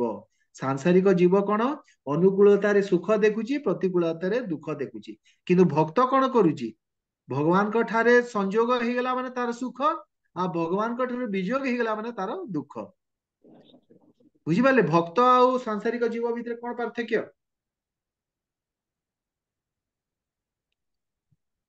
जीवर हଉଛି ଅନୁକୂଳତା ଯଦି ତାକୁ ମିଳିଯିବ ସେ ସୁଖ, ପ୍ରତିକୂଳତାରେ ଦୁଃଖ ହେଇଯିବ। କିନ୍ତୁ ଆପଣ ଭକ୍ତ କଣ ଭଗବାନଙ୍କଠୁ କେମିତି ବିଯୋଗ ନ ହଉ, କେମିତି ଭଗବାନଙ୍କର ବିସ୍ମୃତି ନ ହଉ। ଭଗବାନଙ୍କର ବିସ୍ମୃତି ହେଇଗଲେ ଦୁଃଖ ସାଙ୍ଗେ ସାଙ୍ଗେ। ଆରେ ଆଜି ମୁଁ ମାନେ କ୍ଲାସଟା ଆଟେଣ୍ଡ କରିପାରିଲିନି, ଆଜି ମୁଁ ଏ ପାଠ ପଢି ପାରିଲିନି, ଆଜି ମୋର ଗୀତା ପାଠ କରିବାର ଥିଲା, ଆଜି ସାଙ୍ଗେ ସାଙ୍ଗେ ଦୁଃଖ ପଳେଇ ଆସିଲା। ଏଇଟା ହଉଛି ଭକ୍ତ। ଆଗକୁ ବଢିବା। ଶ୍ଲୋକ 28। ଆଉ ଦିଟା ଖଣ୍ଡେ ଶ୍ଲୋକ ରହିଲା ହେଲା। ନେକ୍ସଟ ଆମର, ହଁ ପଢନ୍ତୁ। येषां त्वन्तगतं पापं जनानां पुण्यकर्मणां ते द्वन्द्वमोह निर्मुक्ता भजन्ते मां दृढव्रताः। ଅନୁବାଦ, ଯେଉଁ ଲୋକମାନେ ପୂର୍ବ ଜନ୍ମରେ ତଥା ଏହି ଜନ୍ମରେ ପୁଣ୍ୟ କର୍ମ କରିଛନ୍ତି ଏବଂ ଯେଉଁମାନଙ୍କର ପାପ ସମ୍ପୂର୍ଣ୍ଣ ରୂପେ ଦୂର ହୋଇଯାଇଅଛି ଏବଂ ଯେଉଁମାନେ ଦ୍ୱନ୍ଦ୍ୱ ମୋହରୁ ମୁକ୍ତ, ସେହିମାନେ ହିଁ ଦୃଢ଼ତାର ସହିତ ମୋତେ ଭଜନ କରନ୍ତି ବା ପୂଜା କରନ୍ତି। ହରେ କୃଷ୍ଣ। ଧନ୍ୟବାଦ ପ୍ରଭୁଜୀ। ପ୍ରଭୁଜୀ ଏଥିରେ ଶ୍ରୀଲ ବିଶ୍ୱନାଥ ଚକ୍ରବର୍ତ୍ତୀ ଠାକୁର କଣ କହିଛନ୍ତି ଜାଣିଛନ୍ତି? ପୁଣ୍ୟ କର୍ମ ମାନେ କଣ ଜାଣନ୍ତି? ଏ ସକାମ ପୁଣ୍ୟ କଥା ଏଠି କୁହାଯାଉନି। ପୁଣ୍ୟ କର୍ମ ହେଲା ଯେ ଆପଣ ଭଗବାନ ଶ୍ରୀକୃଷ୍ଣଙ୍କର ପ୍ରାପ୍ତି ଯାହାର ଲକ୍ଷ୍ୟ, ସେ ହଉଛି ମାନେ ପ୍ରକୃତିରେ ପୁଣ୍ୟବାନ। ପୁଣ୍ୟ କର୍ମ ଯଦି ଆପଣ କଲେ ସେଥିରେ କଣ ହବ? ପାପ ଆଂଶିକ ମାତ୍ରାରେ ଆପଣଙ୍କର କଟିବ। ଆଉ ପାପ ଯଦି ଆଂଶିକ ମାତ୍ରାରେ କଟିଗଲା ତାପରେ କଣ ହବ? ଆପଣଙ୍କର ସତ୍ୱ ଭାବ, ସାତ୍ଵିକ ଭାବ ଆପଣଙ୍କର ମାନେ ଜାତ ହବ, ଆଉ ତମ ଗୁଣ ଆପଣଙ୍କର ହ୍ରାସ ହବ। ଭଗବାନଙ୍କର ପୂଜା କଣ ପାଇଁ ଆମେ କରିପାରୁନେ? ଆମର ତମ ଗୁଣ ଅଛି। ତମ ଗୁଣ ମାନେ କଣ? ନିଦ୍ରା, ଆଳସ୍ୟ, ଅଖାଦ୍ୟ ଖାଇବା, କଳି ଝଗଡା କରିବା, ଏସବୁ ତମ ଗୁଣ। ଏଇ ତମ ଗୁଣ ହ୍ରାସ କେତେବେଳେ ପାଇବ? ଯେତେବେଳେ ଆପଣ କୌଣସି ପୁଣ୍ୟ କର୍ମ କରିବେ। ଭଗବତ କର୍ମ କଥା ଏଇଠି ପୁଣ୍ୟ କର୍ମ କଥା କୁହାଯାଉଛି। ଆଉ ସେଥିରୁ କଣ ହବ? ଆପଣଙ୍କର ଏଇ ତମ ଗୁଣ ହ୍ରାସ ପାଇକିରି ସତ୍ୱ ଗୁଣକୁ ଯିବେ। ସତ୍ୱ ଗୁଣରୁ ଆପଣଙ୍କର ଆସକ୍ତି କମ ହବ, ସଂସାର ପ୍ରତି ବୈରାଗ୍ୟ ଆସିବ। ଆଉ ବୈରାଗ୍ୟ ଆସିଲେ ତାପରେ ଆପଣଙ୍କର ସାଧୁ ସଙ୍ଗ ହବ। ସାଧୁ ସଙ୍ଗ ଯେତେବେଳେ ହବ ତାପରେ ଭକ୍ତିର ପ୍ରାପ୍ତି ହବ। ଠିକ ଅଛି। ଆଉ ଭକ୍ତି ଆପଣ କଲେ ତା ସାଙ୍ଗରେ କଣ ହବ? ଆପଣଙ୍କ ପାପରୁ ବି ମୁକ୍ତି ହେଇଯିବ। ସେଥିପାଇଁ ଭଗବାନ, ସେଥିପାଇଁ ଏଠି କହିଲେ ପାପମ୍ ଅନ୍ତଗତମ୍, ପାପ ସମ୍ପୂର୍ଣ୍ଣ ରୂପେ ଦୂର ହେଇଛି। ଧର୍ମର ଚାରିଟା ସ୍ତମ୍ଭ କଣ କହିଲେ? ତପ, ଶୌଚ, ଦୟା, ସତ୍ୟ। ଠିକ ଅଛି। ତ ନିଶା ଯଦି ଆପଣ କରିବେ ତପ ନଷ୍ଟ ହବ, ବ୍ୟଭିଚାର କରିବେ ଶୌଚ ନଷ୍ଟ ହବ, ମାଂସାହାର ଯଦି କରିବେ ଦୟା ନଷ୍ଟ ହବ, ଆଉ ଜୁଆ ଯଦି ଖେଳିବେ ଅସତ୍ ଉପାୟରେ ଧନ, ସେଥିରେ ସତ୍ୟ ନଷ୍ଟ ହେବ। ସେଥିପାଇଁ ଆମ ଇସ୍କନରେ 4ଟା ନିୟମକୁ ଦୃଢ ଭାବରେ ଭକ୍ତି କରିବା ଆଗରୁ ଏଇ 4ଟା ନିୟମ ଯିଏ ପାଳନ କରିବ ସେ ଭକ୍ତିରେ ପ୍ରବେଶ କରିପାରିବ। କାହିଁକି? ଯେ ପର୍ଯ୍ୟନ୍ତ ଆପଣଙ୍କର ପାପ ଅଛି, ଭକ୍ତି ଶିଳ ପ୍ରଭୁପାଦ କଣ ଗୋଟେ ତାଙ୍କର ଗୋଟେ ଶିଳ ପ୍ରଭୁପାଦଙ୍କର ଗୋଟେ ମୁଁ ଲେଖା ପଢୁଛି, ସେଥିରେ ଭଗବାନ କହିଛନ୍ତି ଯେ ପାପୀ ମଣିଷ ପାପ ବି କରିବ, ଭଗବତ ଭକ୍ତି ବି କରିବ, ଏମିତି ହେଇପାରିବ। ଆପଣ କହିବେ ନାଇଁ ମୁଁ ଆଇଁଷ ଖାଇବି, ଜୀବଜନ୍ତୁ ମାରିକି ଖାଇବି, ତା ସାଙ୍ଗକୁ ମାଳା ବି ଜାପ କରିବି। ନାଇଁ, ଦିଟା ଡଙ୍ଗାରେ ଗୋଡ ଦେଲେ ହବନି। ଏ ସେମିତି କଲେ କଣ ହବ? ଜୋର ଜବରଦସ୍ତି ଆପଣ କରିବେ, ଭକ୍ତି କରିବେ, କିନ୍ତୁ ଆପଣ ଶାସ୍ତ୍ର ଆପଣଙ୍କ ସାମ୍ନାରେ ପ୍ରକଟ ହେବେନି, କିଛି ବୁଝିପାରିବେନି। ଆପଣ ଯେତେ ସରଳ ଭାଷାରେ କହିଲେ ବି ଆପଣ କିଛି ବୁଝିପାରିବେନି। ତ ତେ ଦ୍ୱନ୍ଦ୍ୱ ମୋହର ନିର୍ମୁକ୍ତା, ସାଂସାରିକ ଓ ପାରିମିତିକ ଦ୍ୱନ୍ଦ୍ୱରୁ ଯିଏ ସମ୍ପୂର୍ଣ୍ଣ ରୂପେ ମୁକ୍ତ, ଭଜନ୍ତେ ମାଂ ଦୃଢବ୍ରତା, ସେ ହିଁ ଦୃଢତା ସହିତ ମୋର ଭଜନ କରେ। ଦୃଢବତୀ କାହାକୁ କୁହାଯିବ? ଯିଏ ଭଗବତ ପ୍ରାପ୍ତି ଦିଗରେ ଯିଏ ବଢୁଛି, ତାର ଯାହାର ଅନ୍ୟ କୌଣସି ଲକ୍ଷ୍ୟ ନାହିଁ, ସେ ଦୃଢବତ। ଗୋଟେ ଆପଣ ଏଇଟା ଶିକ୍ଷାଷ୍ଟଙ୍ଗରେ ଗୋଟେ ଅଛି ନା, ନ ଧନଂ ନ ଜନଂ ନା ସୁନ୍ଦରୀ ନା କବିତାଙ୍ଗ ବା ଜଗଦୀଶ କାମଇ, ମମ ଜନ୍ମ ଜନ୍ମେଶ୍ୱରେ ଭଗବତ ଭକ୍ତି ରହିତ୍ୱ। ମାନେ ସେଥିରେ କଣ, ଏଇ ଶ୍ଲୋକରେ କଣ କୁହାଗଲା? ମାନେ ମୋର ଅଲଗା କୌଣସି କାମନା ନାହିଁ, ଦୃଢବ୍ରତା। ମାନେ ମୋର ସୁନ୍ଦରୀ ଦରକାର ନାହିଁ, ଧନ ଦରକାର ନାହିଁ, ଜନ ଦରକାର ନାହିଁ, କିଛି ଦରକାର ନାହିଁ, ମତେ କେବଳ ଆପଣ ଦରକାର। ଅନ୍ୟ ଅର୍ଥରେ କହିଲେ, ଯେତେ ବିପଦ ଆସିଲେ ଯାହା ବି ଆସୁ ଆପଣ ଭଗବାନଙ୍କର ଭଜନ ତ୍ୟାଗ କରିବେନି, ତାହେଲେ ଆପଣ ଦୃଢବ୍ରତା ଅଟନ୍ତି। ଉଦାହରଣ ହେଲା ପାଣ୍ଡବ, ପ୍ରହ୍ଲାଦ, ଏସବୁ ମାନେ କେତେ କଷ୍ଟ ସେମାନେ ନ ପାଇଲେ କିନ୍ତୁ ଭଗବାନଙ୍କ ଭକ୍ତି ଚାଲେ। ଏବେ ଲାଷ୍ଟ ଶ୍ଲୋକ ବୋଧେ, ଶ୍ଲୋକ 29 ନା ନାଇଁ, ଶ୍ଲୋକ 30 ଲାଷ୍ଟ। ହଁ, ଶ୍ଲୋକ 29 ପଢନ୍ତୁ, ପ୍ରଭୁ ପାଠ କରନ୍ତୁ। ଜରା ମରଣ ମୁଖ୍ୟାୟ ମାମ୍ ଆଶ୍ରିତ୍ୟ ଯତନ୍ତି ତେ ते ब्रह्म तद्विदुः कृष्णम् ଆଧ୍ୟାତ୍ମମ୍ କର୍ମ ଚାଖିଳମ୍। ଯେଉଁ ବୁଦ୍ଧିମାନ ଲୋକେ ବୃଦ୍ଧାବସ୍ଥା ଏବଂ ମୃତ୍ୟୁରୁ ରକ୍ଷା ପାଇବାକୁ ଚେଷ୍ଟା କରୁଥାନ୍ତି, ସେମାନେ ଭକ୍ତି ଯୋଗ ମାର୍ଗରେ ସେବାରତ ହୋଇ ମୋ ଠାରେ ଆଶ୍ରୟ ଗ୍ରହଣ କରନ୍ତି। ବାସ୍ତବରେ ସେମାନେ ବ୍ରହ୍ମ କଣ ଏବଂ ଭଲ ଭାବରେ ଦିବ୍ୟ କର୍ମ ତଥା ସକାମ କର୍ମ ସମ୍ବନ୍ଧରେ ସବୁ କିଛି କିଛି ଜାଣିଥାନ୍ତି। ହରେ କୃଷ୍ଣ। କହିବି ଏଠି ଗୋଟେ ଜିନିଷ, ଗୋଟେ ଇମ୍ପୋର୍ଟାଣ୍ଟ ଜିନିଷ ଦେଖୁ, ଜନ୍ମ ମୃତ୍ୟୁ ଜରା ବ୍ୟାଧି ଦୁଃଖ ଦୁଃଖ ଦୋଷାନୁ ଦର୍ଶନମ। 13 ନମ୍ବର ଅଧ୍ୟାୟରେ ଗୋଟେ ଏଇଟା ଗୋଟେ ଶ୍ଲୋକ, ଗୋଟେ ଏଇଟା ଏଇଟା ଏଇଟା ଶ୍ଲୋକ କୋଉ ନମ୍ବର ଅଧ୍ୟାୟ ଟା ଟିକେ ମୁଁ ମନେ ପଡିବନି। ଜନ୍ମ ମୃତ୍ୟୁ ଜରା ବ୍ୟାଧି ଦୁଃଖାନୁ ଦୋଷ ଦର୍ଶନମ, ମାନେ ଜନ୍ମ ମୃତ୍ୟୁ ଜରା ବ୍ୟାଧିକୁ ଦୁଃଖ ରୂପରେ ଜାଣିବାର କୁ ଏଇଠି କୁହାଯାଇଛି। ମାନେ ଆପଣ ଏଇଟାକୁ ଦୁଃଖ ହିସାବରେ କନସିଡର କରୁଛନ୍ତି କି ଆପଣଙ୍କ ଲାଇଫରେ? ଏଇ ଯୋଉ ବାରମ୍ବାର ଜନ୍ମ ମୃତ୍ୟୁ, ବହୁତ ଲୋକ ଭାବୁଛନ୍ତି ହଁ ଜନ୍ମ ମୃତ୍ୟୁ ଆମେ କଣ ଜାଣିଛୁ, ଆମ ସାଙ୍ଗରେ ଯାହା ହେଲେ ବି ଚଳିବ। ନାଇଁ, ଆପଣ ଭକ୍ତ, ଆପଣ ଯଦି ଶାସ୍ତ୍ର ପାଠ କଲେ, ଏଇଟା ଭଗବାନ କଣ ଚାହୁଁଛନ୍ତି? ଭଗବାନ କହୁଛନ୍ତି କି ଏଇ ଜନ୍ମ ମୃତ୍ୟୁ ଜରା ବ୍ୟାଧିକୁ ଦୁଃଖ ରୂପରେ ତମେ ଅନୁଭବ କର, ତାହେଲେ ଯାଇ ଆପଣ ପୁଣି ଏଥିରୁ ରକ୍ଷା ପାଇବାର ଉପାୟଟା ପାଇପାରିବେ ନା। ଆପଣ ଯଦି ଜାଣି ନ ପାରିବେ, ତ ଏଥିରେ ଭଗବାନ କହିଲେ ଯେଉଁ ବୁଦ୍ଧିମାନ ଲୋକ ବୃଦ୍ଧାବସ୍ଥା ଏବଂ ମୃତ୍ୟୁରୁ ରକ୍ଷା ପାଇବାକୁ ଚେଷ୍ଟା କରୁଥାନ୍ତି, ସେମାନେ ଭକ୍ତି ଯୋଗ ମାର୍ଗରେ ସେବାରତ ହୁଅନ୍ତି। ତ ପ୍ରଥମ କଥା ହେଲା ସେଇଟାକୁ ଅନୁଭବ କରିବା କଥା। ଜରା ମରଣରୁ ମୋକ୍ଷ ପାଇବା ପାଇଁ ମୋକ୍ଷର ଅଭିଳାଷ ରଖିବା ମଧ୍ୟ ସକାମ କର୍ମ ଅଟେ। ଜନ୍ମ ମୃତ୍ୟୁ ଜରା, ତାପରେ ଏବଂ କଣ ଏଇ ଦୁଃଖରୁ ରକ୍ଷା ପାଇବା ପାଇଁ ଚେଷ୍ଟା ରତ ହେବା ଉଚିତ। ଏଇ ଦୁଃଖର ଜ୍ଞାନ ପ୍ରାପ୍ତ କଲେ ବୈରାଗ୍ୟ ପ୍ରାପ୍ତ ହବ, ଆଉ ଭକ୍ତି ମାର୍ଗରେ ବଢିବାକୁ ହେବ। ଦେଖନ୍ତୁ ଗୋଟେ ବହୁତ ଇମ୍ପୋର୍ଟାଣ୍ଟ ଜିନିଷ, ଭକ୍ତ କଣ କରେ ଜାଣିଛନ୍ତି? ପ୍ରତ୍ୟେକ ଦିନ ସକାଳୁ ଉଠିଲେ ଭଗବାନ ଭକ୍ତର ସବୁବେଳେ ଗୋଟେ ଜିନିଷ ମାଇଣ୍ଡ ରଖିବା କଥା, ମୃତ୍ୟୁ। ମୃତ୍ୟୁକୁ ଯଦି ଜଣେ ନ ମାନେ ଚିନ୍ତନ କଲା, ମୃତ୍ୟୁକୁ ଆମେ ଡରି ଯାଉଛି। ନାଇଁ, ମୃତ୍ୟୁକୁ ଆମେ ପ୍ରତ୍ୟେକ ଦିନ ଆମେ ଜାଣିବା, ମାନେ ନେକ୍ସଟ ମୋମେଣ୍ଟରେ କଣ ହବ। ପ୍ରତ୍ୟେକ ଦିନ ମୃତ୍ୟୁକୁ ଯଦି ଜଣେ ଭୟ ନ କଲା, ମାୟାକୁ ମୃତ୍ୟୁକୁ ଉଭୟକୁ ମାନେ ଆପଣ ଭୟ କରିବେ। ଭୟ କଲେ ଆପଣର ଭକ୍ତିଟା ସୁଦୃଢ ହବ।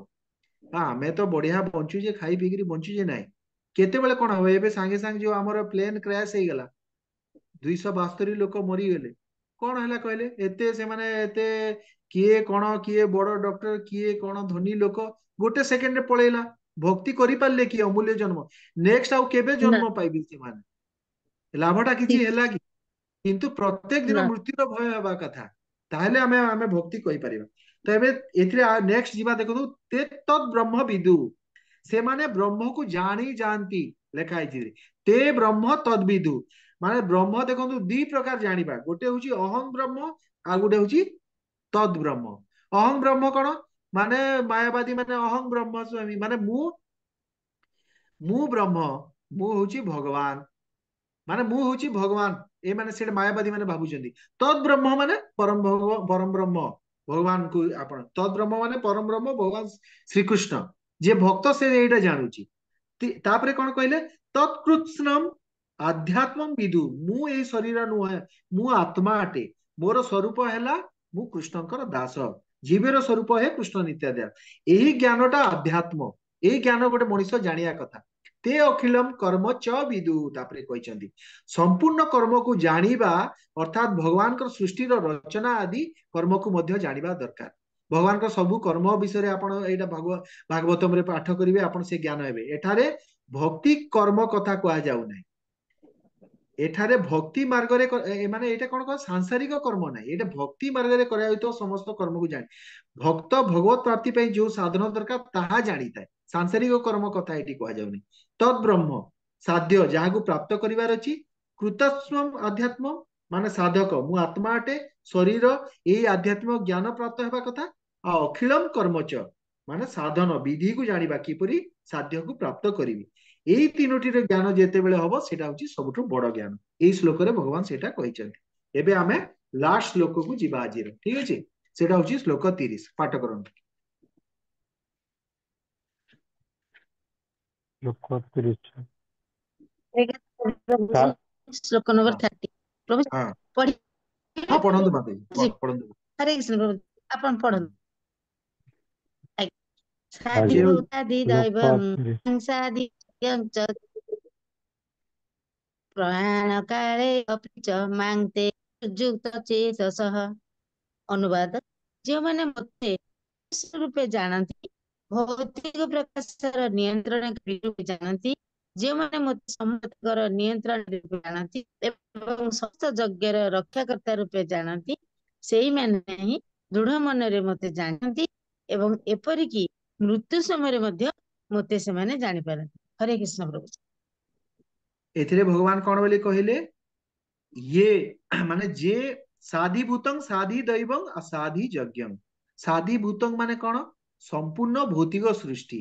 ଏଇ ଯେତେ ବି ଜୀବ ଜଗତ ଆପଣ ଦେଖୁଛନ୍ତି ସେଇଟା ହଉଛି ସାଧିଭୂତ। ସାଧି ଦୈବଂ କଣ? ସବୁ ଦେବତା ମାନଙ୍କ ସହ ଭଗବାନ, ମାନେ ଭଗବାନଙ୍କ ଶରୀରରେ ସବୁ ଦେବତା ଅଛନ୍ତି, ସେଟାକୁ ଭଗବାନଙ୍କର ସେଇ ରୂପକୁ କଣ କୁହାଯାଏ? ସାଧି ଦୈବଂ। ଆଉ ସାଧି ଯଜ୍ଞ ହଉଛନ୍ତି ଯଜ୍ଞ ପୁରୁଷ ଭଗବାନ ବିଷ୍ଣୁ। ମା ବିଦୁହୁ ମାନେ ଭଗବାନଙ୍କର ଏଇ ବିଶ୍ୱରୂପ ଯୋଉଟା ଅଧିଭୂତ ଅଧିଦେବ ଅଧିଯଜ୍ଞ ବିଶ୍ୱରୂପରେ ଆକୁ ଆସିବ, ଏଇଟା ସମସ୍ତେ ଏଥିରେ ଥାନ୍ତି। ଏଠି ଭଗବାନ କହିଲେ ଯେଉଁମାନେ ମତେ ପରମେଶ୍ୱର ରୂପେ ଜାଣନ୍ତି, ଭୌତିକ ପ୍ରକାଶର ନିୟନ୍ତ୍ରଣକାରୀ ବା ବିଧି ରୂପେ ଜାଣନ୍ତି, ଆଉ ଯେଉଁମାନେ ମତେ ସମସ୍ତ ଦେବତାଙ୍କର ନିୟନ୍ତ୍ରଣ, ଦେବତା ମାନଙ୍କର ନିୟନ୍ତ୍ରଣକାରୀ କିଏ ହେଲେ? ସେଥିରେ ସାଧି ଦୈବ ରୂପ। ଆଉ ସମସ୍ତ ଯଜ୍ଞର ରକ୍ଷାକର୍ତ୍ତା ରୂପେ ସାଧି ଯଜ୍ଞ ଭଗବାନ ବିଷ୍ଣୁ। ଆଉ ସାଧିଭୂତ ମାନେ ଭୌତିକ ପ୍ରକାଶର ନିୟନ୍ତ୍ରଣକାରୀ। ଏ ତିନୋଟା ଯାକ ହଉଛନ୍ତି ଭଗବାନ। ଏଇଟା ଜାଣିବା କଥା ଏଇ ଶ୍ଲୋକରେ କୁହାଯାଇଛି। ଯେ ଜ୍ଞାନ ସହିତ ଯୁକ୍ତ ହବ ସେ କଣ ହବ? ଚେତନା ଯାହାର ଭଗବାନଙ୍କ ସହ ଯୁକ୍ତ ଅଛି, ପ୍ରୟାଣ କାଳେ ଅପିମା ବିଦୁ, ଅନ୍ତ କାଳରେ ମଧ୍ୟ ଏପରି ବ୍ୟକ୍ତି ମତେ ଜାଣିପାରେ। ମାନେ ମୃତ୍ୟୁ ସମୟରେ ମଣିଷ ଜୀବନର ସବୁଠାରୁ ବଡ ମାନେ ସବୁଠାରୁ ବଡ ଲାଭଟା କାହାକୁ ହେଇପାରିଲା? କି ଯୋଉ ମଣିଷ ମୃତ୍ୟୁ ସମୟରେ ଭଗବାନଙ୍କୁ ଯିଏ ସ୍ମରଣ କରିପାରିଲା। କନକ୍ଲୁଜନ ହେଲା ଏ କଣ ଏଇ ଶ୍ଲୋକର? ଯେ ଯେଉଁ ପୁରୁଷ ମତେ ଜାଣିଛି ସେ ସବୁ କିଛି ଜାଣିଛି ବୋଲି କୁହାଯିବ।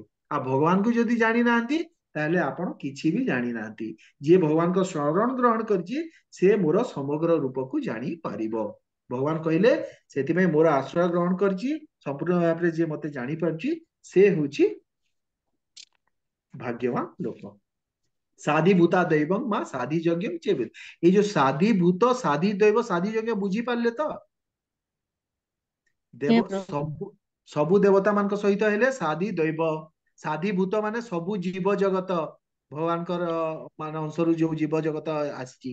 ଆଉ ସାଧି ଯଜ୍ଞ ହେଲେ ସ୍ୱୟଂ ଭଗବାନ ବିଷ୍ଣୁ। ଏଇ ହିସାବରେ ଯିଏ ଭଗବାନଙ୍କୁ ଜାଣିପାରିଛି ସେ ହିଁ ମୃତ୍ୟୁ ସମୟରେ ମତେ ସ୍ମରଣ କରିପାରିବ। ଆଉ ମୃତ୍ୟୁ ସମୟରେ ଯଦି ଭଗବାନଙ୍କୁ ସ୍ମରଣ କରିପାରିବେ ତାହେଲେ ଆପଣ ଭଗବାନଙ୍କ ପାଖକୁ ଯାଇପାରିବେ। ଏଇଠି ଆଜିର ଆମର ଶ୍ଲୋକ ସରିଲା। ଆଉ ଆମେ ପୁଣି ନେକ୍ସଟ ଏଇଟା ଯିବା। ଦେଖନ୍ତୁ ସମୟ ଟିକେ ବେଶୀ ଗଡିଗଲା, କିନ୍ତୁ କଥା ହେଲା କଣ ଜାଣିଛନ୍ତି?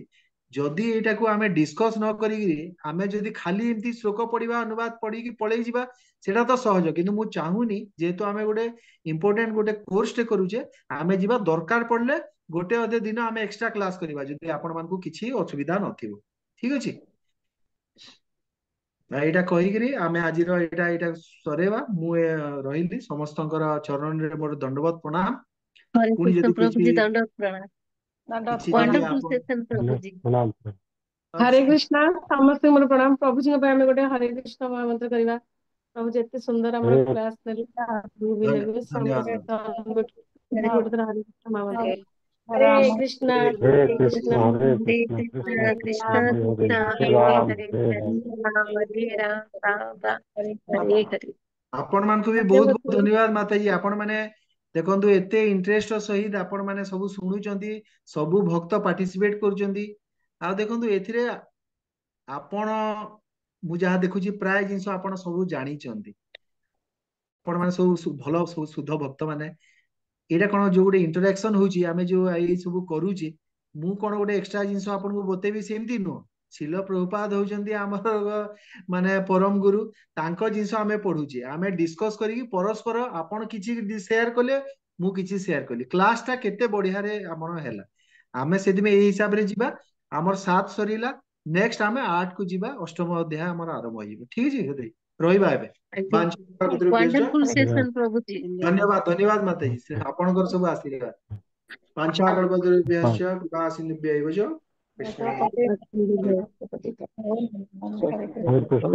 ଆମର ରେକର୍ଡିଂ ଛଡା ହଉଛି ପ୍ରଭୁଙ୍କର, ଯଦି ଚାହିଁବେ ଆଜ୍ଞା ଦେଖିପାରିବେ। ଆପଣ ରେକର୍ଡିଂ କରିଛନ୍ତି ନା? ଭଲ ଭଲ ପ୍ରଭୁଜୀ। ସେଇଟା କଣ କି ବାଇଚାନ୍ସ ଯଦି କାହାକୁ କଣ ଡାଉଟ ହବ ସେ ପୁଣି ଶୁଣି ପାରିବ। ମୁଁ ଦେଖିଲି ସେ ରେକର୍ଡିଂ ଟା ବଢିଆ ଭଲ ହେଇଛି ଏଇଟା। ଆଜ୍ଞା ପ୍ରଭୁ ଆପଣଙ୍କର ଧନ୍ୟବାଦ ପ୍ରଭୁଜୀ, ବହୁତ ଧନ୍ୟବାଦ ଧନ୍ୟବାଦ ବହୁତ ବହୁତ।